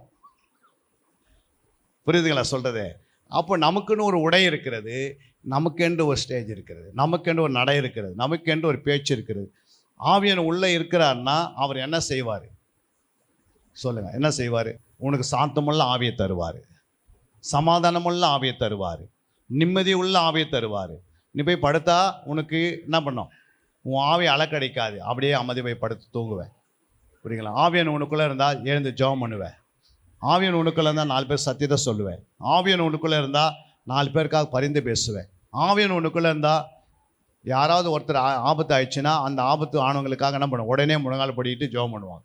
இதுதான் ஆவியானவருக்கு உள்ளே இருக்கிற அடையாளங்கள். புரியுங்களா. அப்போ பிசாசு இந்த உலகத்தில் தலையை நசுக்கினதுனால அவனிடத்துல என்ன இல்லை, அந்த வசனத்தை வாசித்து முடிக்கலாம். 1 யோவான் 3ஆம் அதிகாரம் 8ஆம் வசனம். பாவம் செய்கிறவன் பிசாசினால் உண்டாயிருக்கிறான், ஏனெனில் பிசாசானவன் ஆதி முதல் பாவம் செய்கிறான். பிசாசினுடைய கிரியைகளை அழிக்கும்படிக்கே தேவனுடைய குமாரன் வெளிப்பட்டார். அப்போ பிசாசுடைய கிரிகளை இங்க என்ன சொல்றாரு, இங்க யோவான் நல்லா பேசுறாரு. அங்கே பவுல் பேசினார், எபிரேயர்ல என்ன சொல்றாரு, பிசாசை அடிக்கும்படி இயேசு வெளிப்பட்டார். ஆனால் இங்கே என்ன பண்ணுறாரு, யோவான் சொல்கிறாரு, பிசாசுனுடைய கிரிகளை அடிக்கணும். அப்போ பிசாசுன் கிரியை எப்படி இருக்கும்? பிசாசுன் கிரியை எங்கே இருக்குது? பிசாசுக்கிட்ட கிரியை செய்யறதுக்கு அதுக்காக என்ன பண்ண முடியாது, சரீரம் இல்லை, அதனால் அது கிரியை செய்ய முடியாது. இப்போ அந்த கிரியை யார்கிட்ட இருக்குது? பிசாசுன் கிரியை மனுஷன்கிட்ட எப்படி இருக்குது பாருங்கள். 1 கொரிந்தியர் 5ஆம் அதிகாரம் 11ஆம் வசனத்தை வாசிங்க. நான் உங்களுக்கு எழுதினது என்னவென்றால், சகோதரன் எனப்பட்ட ஒருவன் விபச்சாரக்காரனாயாவது, பொருளாசைக்காரனாயாவது, விக்கிரக ஆராதனைக்காரனாயாவது, உதாசீனாயாவது, வெறியனாயாவது, கொள்ளைக்காரனாயாவது இருந்தால் அவனோட கலந்திருக்க கூடாது, அப்படிப்பட்டவனுடனே கூட புசிக்கவும் கூடாது. அல்லேலூயா. அப்போ இங்கே என்ன சொன்னார் ஆண்டவர்? இப்போ பிசாசுங்கிற எங்கே இருக்குது? எங்கே இருக்குது பாருங்க. நான் உங்களுக்கு எழுதியது என்னவென்றால், சகோதரன் எண்ணப்பட்ட இல்லை சகோதரி எண்ணப்பட்ட ஒருவன். அப்போ சகோதரனை யார்? ரட்சிக்கப்பட்டவங்க. இந்த ரட்சிக்கப்பட்டவங்களுக்குள்ள விபச்சாரம், பொருளாசை, விக்கிர ஆராதனை, உதாசீனம், வெறி, கொள்ளை இருந்தால், அப்படின்னா 6 ஆவி இருக்குது அவனுக்குள்ள. எத்தனை ஆவி? அவன் ரட்சிக்கப்பட்டிருக்கான், அவனுக்குள்ள 6 ஆவி இருந்துச்சுன்னா இந்த மனுஷனோட என்ன பண்ணக்கூடாதான், கலந்திருக்கக்கூடாது, புசிக்கக்கூடாதுன்னு அவ்வளோ பயங்கரமாக என்ன பண்ணுறாரு, கொரிந்தியர் சபைக்கு எழுதுறார் பவுல். புரியுங்களா? அப்போ இப்படி எழுதி வச்சா இந்த கூட்டம் எங்கே இருக்குது? சபையில் தான் இருக்குது. இந்த கூட்டம் எங்கே இருக்கும்? சபையில் தான் இருப்பாங்க இவங்க. ஆனால் இவங்க எப்படி இருப்பாங்க பாருங்கள், விபச்சாரம் பண்ணுவாங்க. புரியுங்களா? அவங்களுக்கு ஒரு மனைவி இல்லை. விபச்சாரம் என்ன, வேசுனா என்ன? வேசுன்றது திருமணம் ஆகாத இருக்கிறவங்க தவறு செய்தால் அது வேசி. புரியுங்களா? அவங்களுக்கு திருமணம் ஆகியிருக்காது. விபச்சாரம்னா அவங்க கல்யாணம் ஆகியிருக்கும், ஆனால் அவங்க என்ன பண்ணுவாங்க, தப்பான இடத்துக்கு போவாங்க. ஆணும் பெண்ணு யாராக இருந்தாலும் தப்பான இடத்துக்கு போகிறதுக்கு என்ன பேர்? விபச்சாரம். அது பாருங்க, விபச்சாரம். அப்புறம் என்ன இருக்குது அடுத்தது? பொருளாசை. எப்போ பார்த்தாலும் வேலை வேலை வேலைன்னுவாங்க. எந்த மீட்டிங் கூப்பிட்டாலும் 24 மணி நேரம் வேலைன்னுவாங்க. நான் கூட 40 வருஷம் மிலிட்ரியில் வேலை செய்தோம். எத்தனை வருஷம்? அதில் 40 வருஷத்தை 25 வருஷம் ஊழியம் செய்தோம். ஃபுல் டைம் ஊழியம் மாதிரி செய்தோம். எங்களை யாருன்னா பார்த்தா என்ன பண்ண மாட்டாங்க, என்ன சொல்ல மாட்டாங்க, இவர் ஃபுல் டைம் ஊழியக்காரா பார்ட் டைம் ஊழியக்காரன்னு கண்டுபிடிக்க முடியாது. ஏன் அப்படின்னா தலைவர் இயேசு அப்போது வேலை மேலே தானியேல் இருக்கிறாரு. 3 வேலை ஜெபம் பண்ணார் இல்லையா? அப்போ வேலையில் செய்தீங்கன்னா அப்புறம் எப்படி ஜெபம் பண்ணலாம் அப்படின்ற முடியுமா? ஒரு டியூட்டியில் இருந்துக்கின்னு யாருன்னா ஜெபம் பண்ண முடியுமா?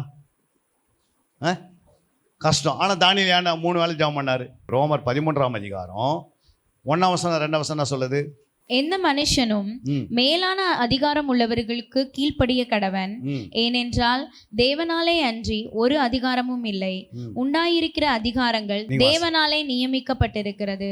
ஆதலால் அதிகாரத்திற்கு எதிர்த்து நிற்கிறவன் தேவனுடைய நியமத்திற்கு எதிர்த்து நிற்கிறான். அப்படி எதிர்த்து நிற்கிறவர்கள் தங்களுக்கு தாங்களே ஆக்கினையை வருவித்துக் கொள்கிறார்கள். 2ஆம் வசனம் சொல்லுது, ஆதலால் அதிகாரத்துக்கு எதிர்த்து நிற்கிறவன் தேவனுடைய நியாயத்திற்கு எதிர்த்து நிற்கிறான். அப்படி எதிர்த்து நிற்கிறவர்கள் தங்களுக்கு தாங்களே ஆக்கினியை வரவித்துக் கொள்கிறார். அப்போ தாவீது என்ன பண்ணாரு?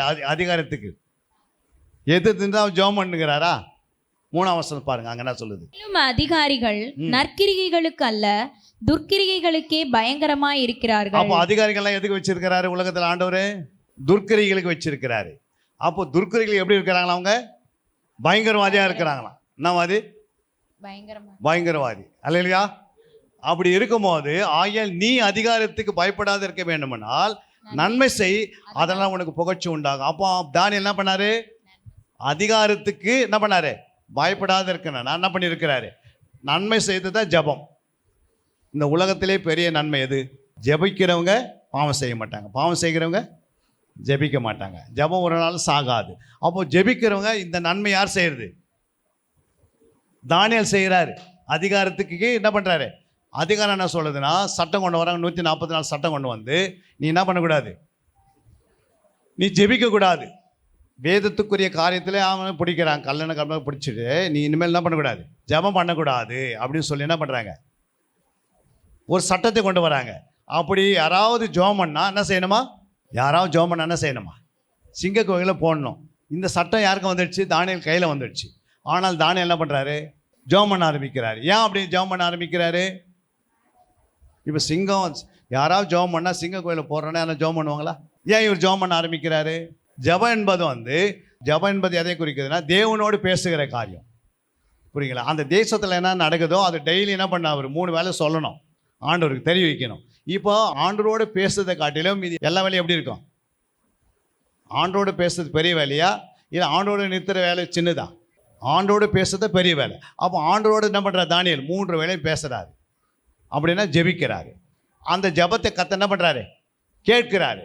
ஆனால் ஜெபிக்கிறவங்களுக்கு விரோதமாக ஒரு கூட்டம் எழும்பி நிற்குது.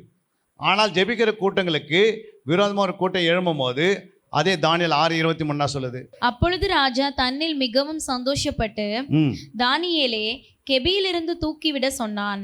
அப்படியே தானியேல் கெபியிலிருந்து தூக்கிவிடப்பட்டான். அவன் தன் தேவன் பேரில் விசுவாசித்திருந்தபடியால் அவனில் ஒரு சேதமும் காணப்படவில்லை. அப்போ தானியேலுக்குள்ள ஜெபமாவியும் இருந்தது, நான் இது கூடவே விசுவாசம் இருந்தது. என்ன இருந்தது? ஒருத்தருக்குள்ள விசுவாசம் தான் அவங்கள என்ன பண்ண முடியாது, சேதப்படுத்த முடியாது. சிங்கத்தினால என்ன பண்ண முடியாது. அப்போது ஜெபம் இருந்தால் சட்டம் வந்து நிறைவேறாது. சட்டம் பெருசா ஜெபம் பெருசா? தானியேலுக்காக எதிர்த்து போட்ட சட்டம் பெருசா இல்லை ஜெபம் பெருசா? அப்போ ஜெபம் பெருசுன்னு யாருக்கு தெரியும்? தானியேலுக்கு தெரியும். ஆனால் அங்கே இருக்கிறவங்க யாருக்குமே தெரியாது. அதனால தான் ஆண்டவர் என்ன பண்ணார், தானியேலு வேலை ஸ்தானத்தில் சென்ட்ரல் கவர்மெண்ட்டில் வேலை செய்திருந்தாலும் அவன் 3 வேளையும் ஜெபம் பண்ணான். இப்போ அது மாதிரி யாராவது நம்ம போய் 3 வேளையும் ஜெபம் பண்ண முடியுதா? சட்டம் அன்றைக்கி இருக்கிறத இயேசு அதே நாள் அந்த அன்றைக்கி இருந்த வல்லமையை தான் இன்றைக்கி வெளிப்படுத்துகிறாரு. இல்லைங்க, அன்றைக்கி தானியேலுக்கு மட்டும் ஸ்பெஷல் ஒரு வல்லமையை வெளிப்படுத்தினார், இன்றைக்கி இருக்கிற வேலை செய்கிறவங்களாம் வெளிப்படுத்தவே முடியாது அப்படின்னு சொன்னாரா? ஆண்டவர் வந்து இருக்கிற வண்ணமாகவே, அவருக்கு என்ன பேர்? இருக்கிற வண்ணமாக இருக்கிறார். எது வரைக்கும் இருக்கிறாரு? யாத்திரை 1 தான் வாசிக்கிறோம். அவர் இருக்கிற வண்ணமாக இருக்கிறார்னா அவர் ஒரு நாள் தன்னை மாற்றிக்கொள்வதில்லை. அவருடைய வல்லமை ஒரு நாள் மாற்ற மாட்டார், அவர் சக்தியை ஒரு நாள் மாற்ற மாட்டார், அவர் பராக்கிரமத்தை ஒரு நாள் மாற்ற மாட்டார், அவர் மேலே இருக்கிற அபிஷேகத்தை மாற்ற மாட்டார். அவர் இருக்கிற வண்ணமாகவே இருப்பார். ஆனால் நாம் தானியேலை போல எழும்புறோமா? அதான் ஆண்டவர் பார்க்குறார். இந்த சபையில் நீங்கள் தானியேலை போல எழும்புறீங்களா? இல்லைங்க, எனக்கு வேலை 3 வேலை இருக்குது, வேலை இருக்குது, ஓகே. நீ தானியேலை போல நீ ஜெபம் பண்ணால் அந்த எஜமானே உனக்கு கீழ்ப்படிவான். அங்கே சொல்கிறா பாருங்க. அப்போது ராஜா தன்னில் மிகவும் சந்தோஷப்பட்டு, எதுக்கு சந்தோஷப்பட்டா? தானியேல் உயிராகிறான். ஏன்னா தானியேலுக்காகவே ராஜா ஜெபம் பண்ணுறாரு நைட்டெல்லாம் தூங்காமல். புரியுங்களா? அந்த அளவுக்கு ஒற்றுமை இருந்தது அதிகாரிகளுக்குள்ளேயும் அந்த இருக்கிற விசுவாசி தானியேலுக்குள்ளேயும் 2 பேருக்கு தான் இருந்தது. ஒரு மன ஆவி இருந்தது. இன்னைக்கு சபையில் மேய்ப்பருக்கும் விசுவாசியும் ஒரு மன ஆவி இருக்குதா? சொல்லுங்கள், இருக்குது. ஆனால் நம்ம அதை மெயின்டைன் பண்ணுறதில்ல. ஒரு நாள் நம்ம கீழ்ப்படுகிறோம், 10 நாள் கீழ்ப்படியதில்லை. அப்படி இருக்கக்கூடாது. எப்பவுமே மேய்ப்பனை நம்பி தான் என்ன செய்யணும்? மேய்ப்பனை நம்பி தான், அதாவது மரணம் அறிந்த வரைக்கும் என்ன பண்ணியிருக்கணும்? உங்களுக்கு மரணம் சந்திக்கிற வரைக்கும் உங்கள் மேய்ப்பனை சார்ந்தே வாழணும். ஏன் மேய்ப்பனை சார்ந்து வாழணும்? என்ன சார்ந்து வாழ்ந்துடலாமா? மேய்ப்பன் கீழே தான் எல்லா ஆசீர்வாதம் இருக்கிறது. மேய்ப்பன் ஆசீர்வதிக்காத எந்த ஒரு மேய்ப்பன் ஆசீர்வாதம் அது நிறைவேறாது. மேய்ப்பனை விட்டுட்டு நீங்கள் தனியாக ஒரு சேனல் பிடிச்சி ஆண்டுகிட்ட போனோன்னு போக முடியாது. வாசிக்கலாம் அந்த வசனத்தை. 13:7 வாசிங்க. எபிரேயர் 13:7. தேவ வசனத்தை உங்களுக்கு போதித்து, பாருங்க, தேவ வசனத்தை உங்களுக்கு போதித்து உங்களை நடத்தினவர்களை நீங்கள் நினைத்து அவர்களுடைய நடக்கையின் முடிவை நன்றாய் சிந்தித்து அவர்களுடைய விசுவாசத்தை பின்பற்று. யாருடைய விசுவாசத்தை பின்பற்று? இயேசு என்ன சொன்னாரு? ஏன் விசுவாசத்தை பின்பற்று சொல்லியிருக்கணும். இங்க யாரும் விசுவாசத்தை பின்பற்றணுமா? மேய்ப்பனுடைய விசுவாசம். ஏன் மேய்ப்பனுடைய விசுவாசத்தை பின்பற்றணும்? ஏன் ஆண்டவர் மேய்ப்பனுடைய விசுவாசத்தை பின்பற்ற சொல்றாருன்னா, புரியுங்களா? ஒரு மேய்ப்பனை கர்த்தர் எப்படி நடத்துகிறான்னு நீங்கள் பார்க்கணும். ஒன்றுமில்லாத அவர் ஒரு பட்டணத்து இந்த பட்டணத்துக்கு வராரு இல்லை, இங்கே வந்து யாருமே தெரியாது. எப்படி வளருது சபை? அந்த மேய்ப்பனை வச்சு அவனை நடத்துறதுக்கு பிளான் போட்டாச்சு. இந்த மேய்ப்பனை கொண்டு நான் என்னென்ன செய்யணுமோ அத்தனை அவர் செய்து முடிப்பார். அல்லேலூயா. அப்போ மேய்ப்பனுடைய கீழே இருக்கிறவங்க மேய்ப்பனுடைய விசுவாசத்தை பின்பற்றதை தவிர இல்லை வேறு யாராவது ஒரு விசுவாசத்தை, வேறு யாரோ அவருடைய மேய்ப்பனுடைய விசுவாசத்தை பின்பற்றதுக்கு ஆண்டவர் சொல்லலை. உங்கள் மேய்ப்பனுடைய விசுவாசம். ஏன் மேய்ப்பனுடைய விசுவாசம்? அவர் சொல்கிறார் பாருங்க, தேவ வசனத்தை உங்களுக்கு போதித்து. ஃபஸ்ட்டு என்ன பண்ணுறாரு? உங்களுக்கு யார் போதிக்கிறாங்க அதை கண்டுபிடிக்கணும். ஃபஸ்ட்டு அவனுடைய போதனைகள் எப்படின்னு கண்டுபிடிக்கணும். இரண்டாவது என்ன சொல்கிறாரு? நடத்தினவர்களை நீங்கள் நினைத்து இருதயத்தில் அடிக்கடி என்ன பண்ணோம்? உங்கள் மனசில் நினைக்கணும். உங்கள் ஊழியர் யாரை நினைக்கிறீங்க, என்ன நினைக்கிறீங்களோ இல்லையோ, புரியுதுங்களா? எங்களுக்கு யார் இல்லை, எங்களுக்கு குழந்தையும் இல்லை, எங்களுக்கு விசுவாசம் இல்லை. இப்போ எங்களுக்கு யார்? எனக்காக யாராவது இங்கே ஜெபம் பண்ணுறீங்களா? யாருமே கிடையாது. இப்போ நாங்கள் ஊழியம் செய்கிறோம். இது வரைக்கும் எத்தனை 25 வருஷம் ஊழியம் செய்கிறோம். எங்களுக்கு ஆண்டவரே எல்லா வேலையும் செய்வார். உங்களுக்கு அப்படி கிடையாது. உங்களுக்கு ஒரு மேய்ப்பின் மேலே தான் அப்படியே வருவீங்க. என்ன வருவீங்க? எங்களுக்கு ஆண்டவரே என்ன பண்ணுவார்? எல்லா அடைக்கலத்தை கொடுத்துருவார். ஆனால் மேய்ப்பனுக்கு அப்படி கிடையாது. மேய்ப்பனுக்கு தான் மந்தைகள் ஜெபம் பண்ணணும். மேய்ப்பனுடைய ஊழியம் வளரணும்னா மந்தைகள் வளரணும், மந்தைகள் ஜெபம் வளரணும், மந்தைகள் பரிசுத்தத்தில் வளரணும், மந்தைகள் நற்கிரியில் வளரணும், மந்தைகள் நற்சாட்சியாக வளரணும், மந்தைகள் எல்லாருக்கும் முன்னாக மாதிரியாக இருக்கணும். அப்போ தான் மேய்ப்பனுடைய லுக்கு மாறுது. இன்னும் அதிகமாக வேலை செய்ய ஆரம்பிச்சிடறாரு. இன்னும் ஆசீர்வாதம், அவருடைய ஆசீர்வாதம் உங்கள் மேலே பொழிகிறது. அல்லேலூயா. ஏன்னா அவருடைய கீழே தான் நீங்கள் இருக்கிறீங்க. புரியுங்களா? இந்த சபை எங்கே இருக்குது அப்படின்னா பரலோகத்தில் இருக்கிறது. பரலோகத்தில் எத்தனை பேர் நீங்கள் இருக்கிறீங்க அத்தனை பேர் அதில் இருக்குது. ஜீவ புஸ்தகத்தில் சபையின் பேர் இருக்கும், சபை மேய்ப்பன் பேர் இருக்கும், சபைக்கு இருக்கிற விசுவாசின் பேரும் இருக்கும். அல்லேலூயா. ஆடு எங்கன்னா சிதறி போய் எங்காவது வேலை செய்ய முடியாது, அந்த மேய்ப்பின் கீழே தான் வரணும். அல்லேலூயா. அப்படி தான் ஆண்டவர் என்ன வச்சுட்டாரு? சேனல் வச்சுட்டாரு. பாருங்கள், அர்த்த வசனம் வாசிங்க. 17ஆம் வசனம், எபிரேயர் 13:17. உங்களை நடத்துகிறவர்கள் உங்கள் ஆத்துமாக்களுக்காக உத்தரவாதம் பண்ணுகிறவர்களாய் விழித்திருக்கிறவர்களானபடியால் அவர்கள் துக்கத்தோடே அல்ல சந்தோஷத்தோடே அதை செய்யும்படி அவர்களுக்கு கீழ்ப்படிந்து அடங்குங்கள். ரெண்டாவது என்ன சொல்றாரு? ஃபர்ஸ்ட் சொல்றாரு, அதில் வாஸ்தம் விசுவாசம், அப்புறம் அவரை நினைத்து அவர் என்ன பண்ணோம்? விசுவாசத்தை பின்பற்றி சொல்லிட்டாரு. இங்கே என்ன சொல்ற பாருங்க, உங்களை நடத்துகிறவர்கள் உங்கள் ஆத்துமக்களுக்காக என்ன பண்ணியிருக்கிறாங்க? உத்தரவாதம்னா என்ன? நீங்கள் எல்லாமே உத்தரவாதம் பண்ணி வச்சிருக்கிறாரு. புரியுங்களா? நீங்கள் மேய்ப்பனை விட்டு எங்கே போனாலும் அடிதான் விழும் தவிர பலவீன தான் வரும் தவிர என்ன வராது? விடுதலை கிடைக்காது.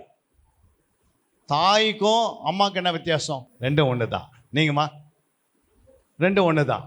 நீங்கள் ரெண்டும் ஒன்று தான். தாயின்றவங்க யாருன்னா 10 மாதம் பிள்ளையை சுமந்து பெற்றெடுக்கிறாங்க பாரு, அவங்க பேர் என்னது? தாய். அம்மான்றது இப்போ நான் என்ன பண்ணலாம்? அவங்கள அம்மானு கூப்பிடலாம். புரியுங்களா? ஆனால் தாயின்னு நான் என்ன பண்ண முடியாது, கூப்பிட முடியாது. அதுக்கு யார் உரிமை? அதுபோல் தான் மேய்ப்பன். மேய்ப்பன் தான் பெற்று எடுத்தது. அல்லேலூயா. அவர் தான் உங்களுக்கு யார்? தாயை போல. புரியுங்களா? அதே போல் தான் தகப்பனுக்கும் அப்பாவுக்கு என்ன வித்தியாசம்னா, தகப்பன் பண்ண பெற்றெடுக்கக்கூடிய எல்லாம் உரிமை பெற்றவர். புரியுங்களா? அப்பான்ற எல்லாரையும் கூப்பிடலாம். அப்பான்னு எத்தனை பேர் கூப்பிட்றாங்க? அப்பா அப்பான்னு கூப்பிட்றாங்களா இல்லையா? அதனால் தான் ஆண்டு சொல்கிறாரு, தாய்க்கு ஏற்றதான் அந்த மேய்ப்பருடைய வேலை. அந்த மேய்ப்பருக்கு கீழே இருந்தோம். ஏன்னா அவர் தான் ஜீவனை கொடுக்க முடியும், அவருக்கு தெரியும்.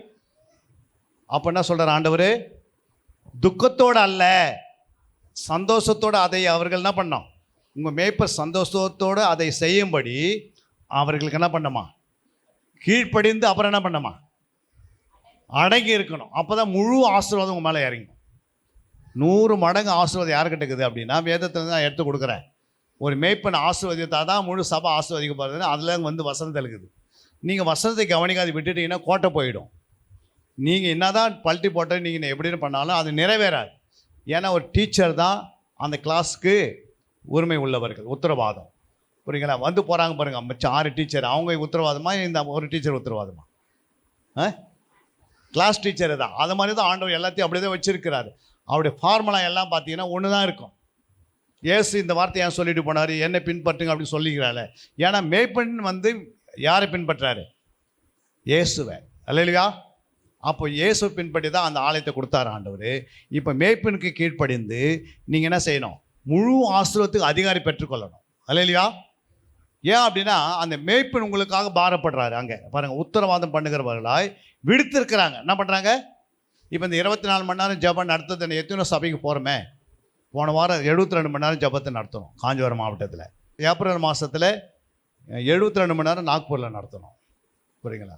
இப்போ அடுத்த ஜபன் ஆகஸ்ட்டில் 72 ஹவர்ஸ் பெங்களூரில் நடத்துகிறோம்.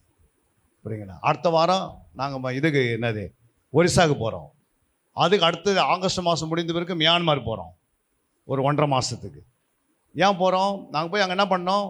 சர்ச்சை கூட்டி சேர்த்து அந்த மேய்ப்பனுக்கு கீழே மேய்ப்பனுக்கு சப்போர்ட் பண்ணிட்டு வந்துனே இருப்போம். எங்களுடைய வேலை என்ன? மேய்ப்பனுக்கு சப்போர்ட் பண்ணுறது தான் போதகர், சுவிசேஷகர், அப்போஸ்தலர்கள், அப்புறம் யார்? தீர்க்கதரிசிகள். அல்லேலூயா. ஏன்னா இந்த 4 பேரும் யாருக்கு சப்போர்ட் பண்ணோம்? மேய்ப்பருக்கு. அல்லேலூயா. மேய்ப்பருக்கு தான் சபை இருக்குது தவிர இந்த 4 பேர்கிட்ட என்ன இருக்காது. என்கிட்ட ஒரு 100 ஆத்மா இருக்குது அப்படின்னு சொன்னால் அந்த ஆத்மா யாருடையது?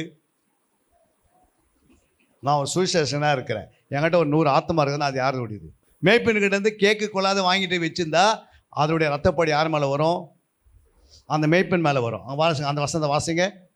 அப்போஸ்தலர் 20, 26, 27. தேவனுடைய ஆலோசனையில் பாருங்க. ஒன்றையும் நான் மறைத்து வைக்காமல் ம். எல்லாவற்றையும் உங்களுக்கு அறிவித்தபடியினாலே எல்லாருடைய இரத்த பழிக்கும் நீங்கி நான் சுத்தமாய் இருக்கிறேன் என்பதற்கு உங்களை இன்றைய தினம் சாட்சிகளாக அப்ப வைக்கிறேன். 24 என்ன சொல்றாரு? தேவனுடைய ஆலோசனையில் ஒன்றையும் நான் என்ன பண்ணல, மறை மறைத்து வைக்கல, எல்லாவற்றையும் உங்களுக்கு அறிவித்தபடியினால். இவர் ஒரு அப்போஸ்தலர். புரியுங்க? இவர் என்ன சொல்றாரு? ஒன்றையும் நான் என்ன பண்ணல, மறைத்து வைக்காம 27 எல்லாருடைய ரத்தப்பழிக்கு என்ன பண்ணிட்டேன், எல்லாருடைய ரத்தப்பழிக்கு நீங்கி நான் சுத்தமாக இருக்கிறேன் என்பதற்கு உங்களே என்றது என்ன பண்ணுறேன், சாட்சிகளை வைத்தரன்றார். அப்போது மெய்ப்பனோ யார் இருந்தாலும் அந்த ஆலோசனை கரெக்டாக உங்களுக்கு கொடுத்துனே வராங்க. உங்களுடைய ரத்தப்பழி அவர் மேலே வராது. நீங்கள் ஆலோசனை கேட்டு ஆலோசனைப்படி நடக்கலைன்னா உங்கள் மேலே அந்த ரத்தப்பழி வந்துடுது. ரத்தப்படைனா அடிக்கடி வியாதி, நோய்கள், பலவீனங்கள், அடிக்கடி படுக்க, அடிக்கடி என்ன பண்ணும், எழுந்து நடக்க முடியாது. இது தானாகவே உங்கள் மேலே என்ன பண்ணிக்கும். சட்டம் ஆண்டவர் கொடுத்துட்டாரு. ஒரு சட்டம் வந்து தமிழ்நாட்டில் போட்டாங்க. ஹெல்மெட் போட்டால் 1000 ரூபாய் கட்டணும். நேற்று நைட்டு வந்து 12 மணிக்கு இது ரிலீஸ் பண்ணிட்டாங்க. வச்சுங்க. இன்றைக்கி ஒருத்தர் காலையில் ஹெல்மெட் இல்லாத போகிறாரு, அவருக்கு 1000 ரூபாய் கட்டணும்னா கட்டக்கூடாதா? சட்டம் எத்தனை மணிக்கு வந்தது? 12 மணிக்கு போட்டாச்சு. அவர் ஹெல்மெட் போடாது போகிறாரு. அவர் என்ன பண்ண, நியூஸ் பார்த்துருக்கணும். காலையில் நியூஸு பார்த்துருக்க முடியாது. என்ன நடக்குதுன்னு நாட்டில் இருக்கிறது நியூஸ் என்ன பண்ணோம், நியூஸ் பார்த்துருந்தா, ஒரு மெசேஜ் பார்த்துருந்தா என்ன பண்ணியிருக்கோம், தமிழ்நாட்டில் என்னென்ன நடக்குதுன்னு அவங்க அதை கவனிச்சிருந்தா அந்த ஹெல்மெட் போட்டு போயிருந்தா என்ன இருக்கும், ஒரு 1000 ரூபாய் மிச்சம் இல்லையா? அது மாதிரி ஆண்டவர் சட்டத்தை எழுதிட்டாரு. இனி இதை பார்க்கல, நீ பார்க்கலன்னா அந்த ரத்தப்படி ஊர் மேலே உக்காந்திக்கும். நீ அதை கவனிச்சின்னா அந்த ரத்தப்படி ஊர் மேலே வராது. இல்லையா? அப்போ ஆண்டவர் எல்லா சட்டத்துக்கும் என்ன பண்ணிட்டாரு, பிள்ளைகள் பெற்றோருக்கு என்ன பண்ணியிருக்கணும், கீழ்ப்படியணும். அப்போ அந்த பிள்ளை என்ன பண்ணுறாரு, ஆண்டவர் தீர்க்க ஆயுஷை கட்டளையிடுறாரு. அவங்க செய்வதெல்லாம் வாய்க்குன்னு சொல்கிறாரு. அந்த பிள்ளைகள் வந்து அந்த வசனத்தை அவங்க உட்கொள்ளலை, கவனிக்கலைன்னா, கீழ்ப்படியலை, என்ன ஆகும், ஆட்டோமேட்டிக் பிள்ளைங்களுக்கு என்ன உண்டாகும், ஆயுசு நாள் குறைஞ்சினே வந்துடும். ஒரு குறிப்பிட்ட நாள் வரும்போது அது 70 வயசில் போக வேண்டியது 40 வயசு 35 வயசில் போயிடுது. அதுக்கு என்ன காரணம்? ஆண்டவராக காரணம். ஆண்டவர் எழுதி கொடுத்துட்டாரு. மனைவிக்கு சொல்லிட்டாரு, மனைவியே உங்கள் புருஷனுக்கு என்ன பண்ணுங்க, எந்த காரியத்திலையும் என்ன பண்ணுங்க, கீழ்ப்படியணும். இன்னைக்கு கீழ்ப்படியலாம் சட்டம் என்ன பண்ணுது, ஆண்டவர் யார் பக்கம் இருப்பார், மனைவி கீழ்ப்படியலை கணவருக்கு. அப்போ சட்டம் உங்கள் பக்கம் இருக்குமா இல்லை கணவர் பக்கம் இருக்குமா? மனைவி பக்கம் தான் இருக்கும். அந்த பனிஷ்மெண்ட் மனைவி கிடைச்சிடும். புரியுங்களா? அப்போ எல்லாருக்கும் பின்னாடி என்ன இருக்குது, ஒரு மேய்ப்பன் தேவனுக்கு கீழ்ப்படியல, மேய்ப்பருக்கு அந்த பனிஷ்மெண்ட் கிடைக்கும். அப்படி ஆண்டவர் என்ன பண்ணிட்டாரு, எல்லாவற்றையும் எழுதி நம்ம கையில் கொடுத்துட்டாரு. சட்ட புத்தகத்தையும் கையில் கொடுத்துட்டாரு, வேத புத்தகம் கையில் கொடுத்துட்டாரு, ஆலோசனை புத்தகத்தை கையில் கொடுத்துட்டாரு, நல்லவனுக்கு ஆறுதல் புத்தகத்தை உன் கையில் கொடுத்துட்டாரு.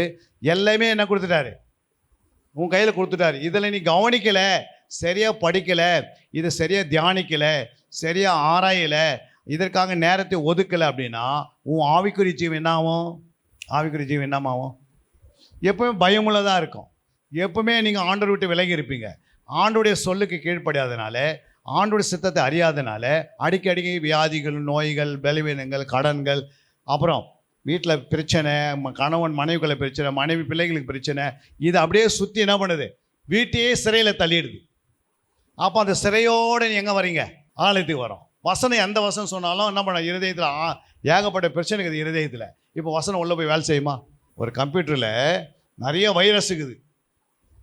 அந்த வைரஸ் உள்ள கம்ப்யூட்டர் எதனா டைப் பண்ண ஏறாது.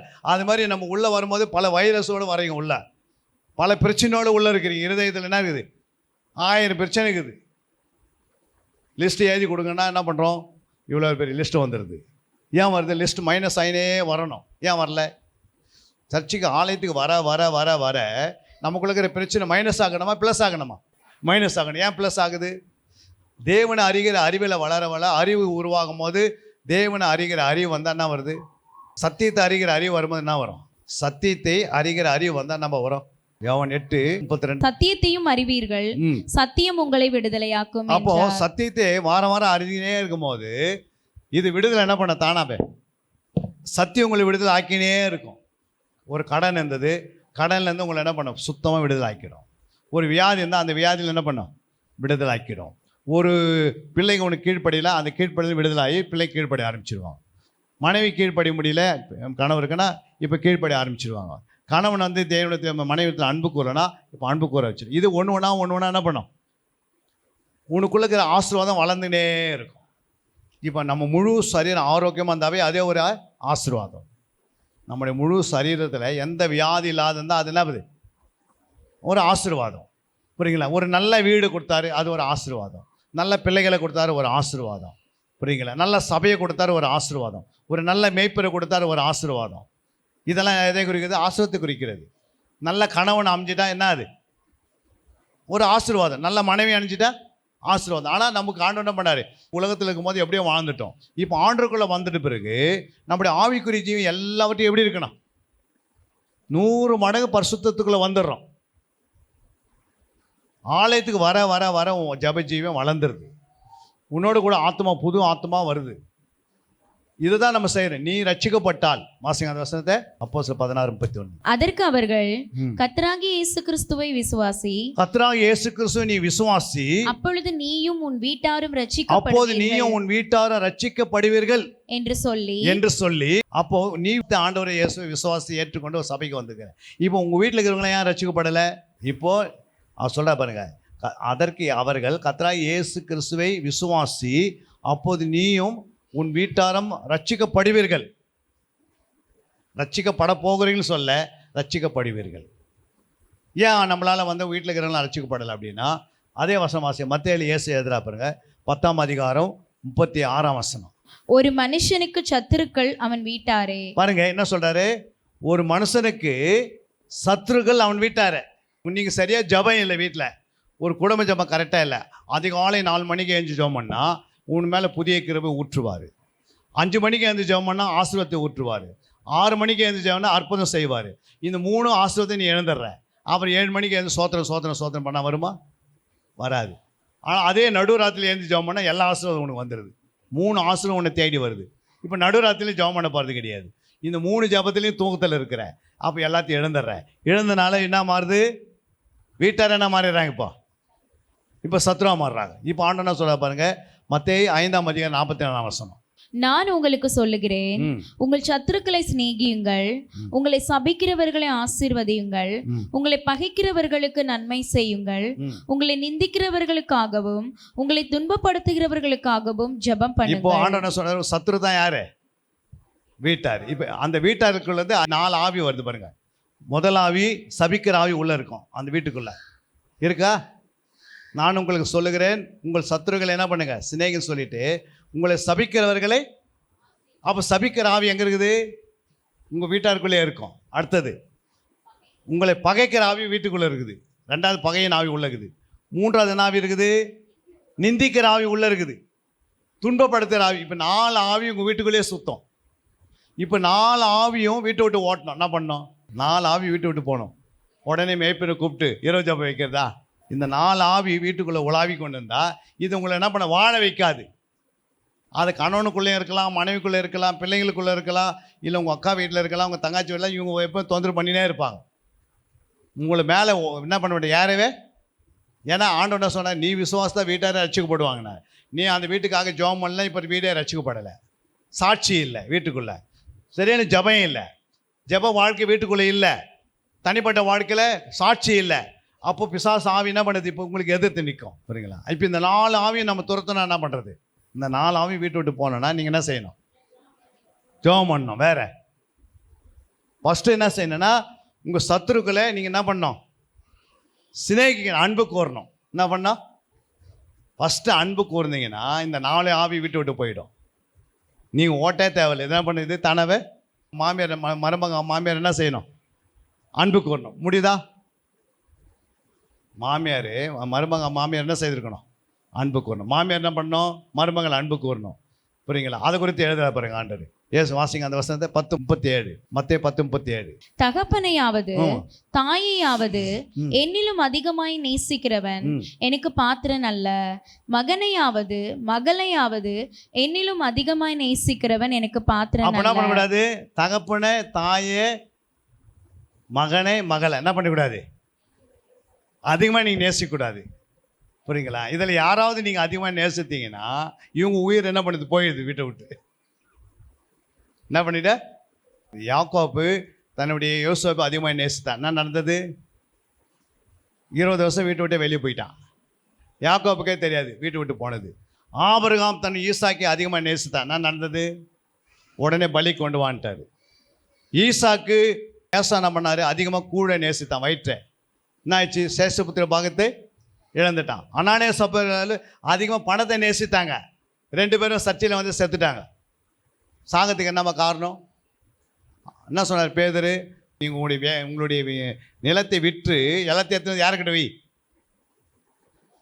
தேவ சமூகத்துக்கு மேய்ப்பர்கிட்ட எடுத்து வெயினார். அவங்க என்ன பண்ணிட்டாங்க? 2 பேரும் கணவன் மணி என்ன செய்தாங்க? கொஞ்சம் பணம் அதில் திருடி வச்சுட்டாங்க. இப்போ திருடி வச்சு வீட்டில் பணம் அவங்களது, நிலம் அவங்களது எல்லாமே. ஆனால் உயிர் எங்கே போச்சு? ஆலயத்தில் வந்து போயிடுச்சு. அதுக்கு என்ன காரணம்னா சட்டத்தை மீறி கொண்டு இருக்கிறோம். சத்துருனா யார்? உனக்கு நல்லா தெரியணும். உன் வீட்டார் தான் சத்துரு. அல்லையா? அவங்க பின்னாடி இந்த ஆவி வேலை செய்யணும் உனக்கு தெரியும். அவங்கள உங்கள் வீட்டாரை நேசிக்க தவிர மீது எதை என்ன பண்ணக்கூடாது? சபிக்கக்கூடாது, அவங்கள துன்பப்படுத்தக்கூடாது, அவங்கள வேதனைப்படுத்தக்கூடாது, அவங்கள சபிச்சிடக்கூடாது, எதையுமே செய்திடக்கூடாது. ஒன்லி அன்பு மட்டும் கொண்டே இருந்தால் உனக்கு பின்னாடி எவனும் செய்வனை பண்ண மாட்டான், எந்த மாந்திரம் பண்ண மாட்டாங்க, எதுவும் பண்ண மாட்டாங்க. ஆனால் நீங்கள் வெறுத்தீங்கன்னா மந்திரம் வேலை செய்ய ஆரம்பிச்சிடும், செய்வனை வேலை செய்ய ஆரம்பிச்சிடும். அன்பு கூர்ந்தால் தான் எதுவும் வேலை செய்யாது. அன்பில் தான் எல்லா வல்லமும் இருக்குது. புரியுங்களா? நம்மளால் எல்லா வேலையும் செய்வோம், ஆனால் அன்பு மட்டும் கூற மாட்டோம். எல்லா வேலையும் செய்துடுவோம், ஆனால் எதுக்கு கூற மாட்டோம்? அன்பு தான் ரொம்ப கஷ்டம். ஏன் அன்பு கஷ்டம்? அன்பு எப்படி உருவாகுது பாருங்க. அங்கே 1 தீமோத்தேயு 1:5 அன்பு எப்படி உருவாகுது பாருங்க. கற்பனையின் பொருள் என்னவெனில், சுத்தமான இருதயத்திலும் நல் மனசாட்சியிலும் மாயமற்ற விசுவாசத்திலும் பிறக்கும் அன்பே. அப்போ அன்பு எப்படி வருது? அன்பு பிறக்குமா? அன்பு உருவாகுமா? அன்பு தானா வருமா? குழந்தை பிறக்குமா? இல்லை தானா டக்குன்னு வயிற்றில் வந்து அப்படி டக்குன்னு எதுவும் வெளியே வந்துடுமா? இல்லை வெளியே வராதே ஓடுமா? பிறக்கணும். ஒரு குழந்தை எப்படி பிறகுது அப்படி தான் என்ன பண்ணும் ஒருத்தருக்குள்ள அன்பு பிறக்கணும்னா என்ன செய்யணுமா? அன்பு பிறக்கணுமா பண்ணோம்? ஒருத்தருக்குள்ள சுத்த இருதயம் இருக்கணும், சுத்த நல்ல மனசாட்சி இருக்கணும், சுத்த விசுவாசம் இருக்கணும். இது 3 யாருக்குள்ள இருக்குதோ அவங்களுக்குள்ள தான் அன்பு பிறக்கும். பிறக்கமா பிறக்காதா? அன்பு பிறக்கும். இப்போ அன்பு பிறப்பதுக்கு ஃபர்ஸ்ட் என்ன இருக்கணும்? உன் இருதயம் சுத்தமாக இருக்கணும். 2வது உன் ஆத்மாவில் நல்ல மனசாட்சி இருக்கணும். 3வது மாயமற்ற விசுவாசம் இருக்கணும். இது 3 எப்படி வருது வாசிக்கலாம். சங்கீதம் 1ஆம் அதிகாரம் 3ஆம் வசனம். அவன் நீர்க்கால்களின் ஓரமாய் நடப்பட்டு தன் காலத்தில் தன் கனியை தந்து இலையுதராதிருக்கிற மரத்தை போல் இருப்பான். அவன் செய்வதெல்லாம் வாய்க்கும். அங்க என்ன சொல்றார் ஆண்டவரே? தன் காலத்தில் தன் கனியை தந்து. என்னது தன் காலத்தில் தன் கனி யார் தருவாங்க? கனினா என்ன? கனினா என்னம்மா? லிட்டரா சொல்லலாம், ஒரு கனினா ஒரு மாம்பழம்னு வச்சுங்க, இல்லை ஒரு ஆப்பிள்னு வச்சுங்க. ஆனால் ஆவிக்குரிய ரீதியில் ஸ்பிரிச்சுவல் அர்த்தத்தில் கனினா என்ன? அன்பு தான். அப்போ கனினா அன்பு. கனினா என்னது? இப்போ இந்த கனி எப்படி வருது உள்ள? தன் காலத்தில் தன் கனி எப்படி தருவான்? தன் காலத்தில் கனி எப்படி தருவான்? இந்த அன்பு எப்படி தருவான்? சங்கீதம் 1:2 கர்த்தருடைய வேதத்தில் பிரியமா இருக்கணும். இரவும் பகல் என்ன பண்ண? அவருடைய வேதத்தில் தியானமா இருக்கிற மனுஷன் பாக்கியவான். அப்போ கர்த்தருடைய வேதத்தில் அப்படின்னு ஃபர்ஸ்ட் என்ன பண்றாரு? பிதா சொல்றாரு, ஆவியானவர் கர்த்தருடைய வேதத்தில்ன்றாரு. டக்கு என்ன பண்றாரு? அவருடைய வேதத்தில். இப்போ இயேசுவின் வேதம் வந்துச்சு பாருங்க. அப்போ அவருடைய வேதத்தில். அவர்னா யாரு? இயேசு கிறிஸ்து. இயேசுடைய வார்த்தையில நீ இரவு பகல் என்ன பண்ணியிருக்கணும்? தியானமா இருக்கணும். அப்போ தியானம்னா என்ன பண்ணும்? தியானம் எங்கே பண்ணுறது? ஆவியாத்மா சரீரத்தில். தியானம் எங்கே பண்ணுவாங்க? நம்முடைய ஆவியாத்மா சரீரத்தில், பாடியில் சதா. நம்ம தியானம் எங்கே பண்ணுவோம்? ஆவியாத்மா சரீரத்தில். நமக்குள்ள ஆவி ஆத்மா 3 இருக்கா?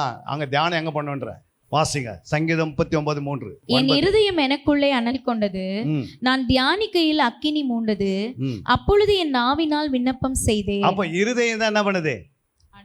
என் இருதயம் எனக்குள்ள அனல் கொண்டது, நான் என் இருதயத்தில் தியானிக்கையில் அக்கினி மூண்டது, அப்போது என் நாவினால் விண்ணப்பம் செய்தேன். அல்லேலூயா. அப்போ இருதயத்தில் தான் என்ன இருக்குது? தியானம் இருக்குது. ஏன் இருதயத்தில் ஆண்டவர் தியானத்தை கொண்டு வச்சாரு பாருங்க, வாசிங்க. லூக்கா 24:32.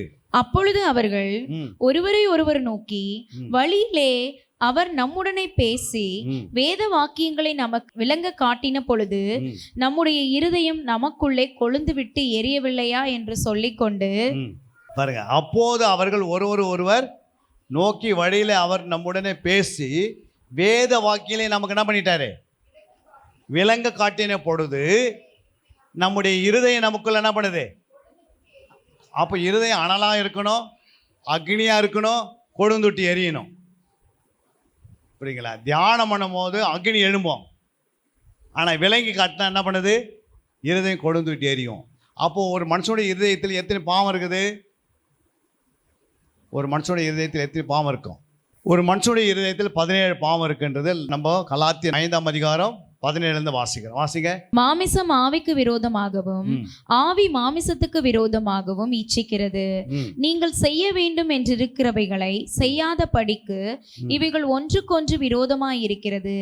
ஆவியினால் நடத்தப்படுவீர்களானால் நீங்கள் நியாயப்பிரமாணத்திற்கு கீழ்ப்பட்டவர்கள் அல்ல. 18 மாமிசத்தின் கிரியைகள் வெளியரங்கமாய் இருக்கின்றன.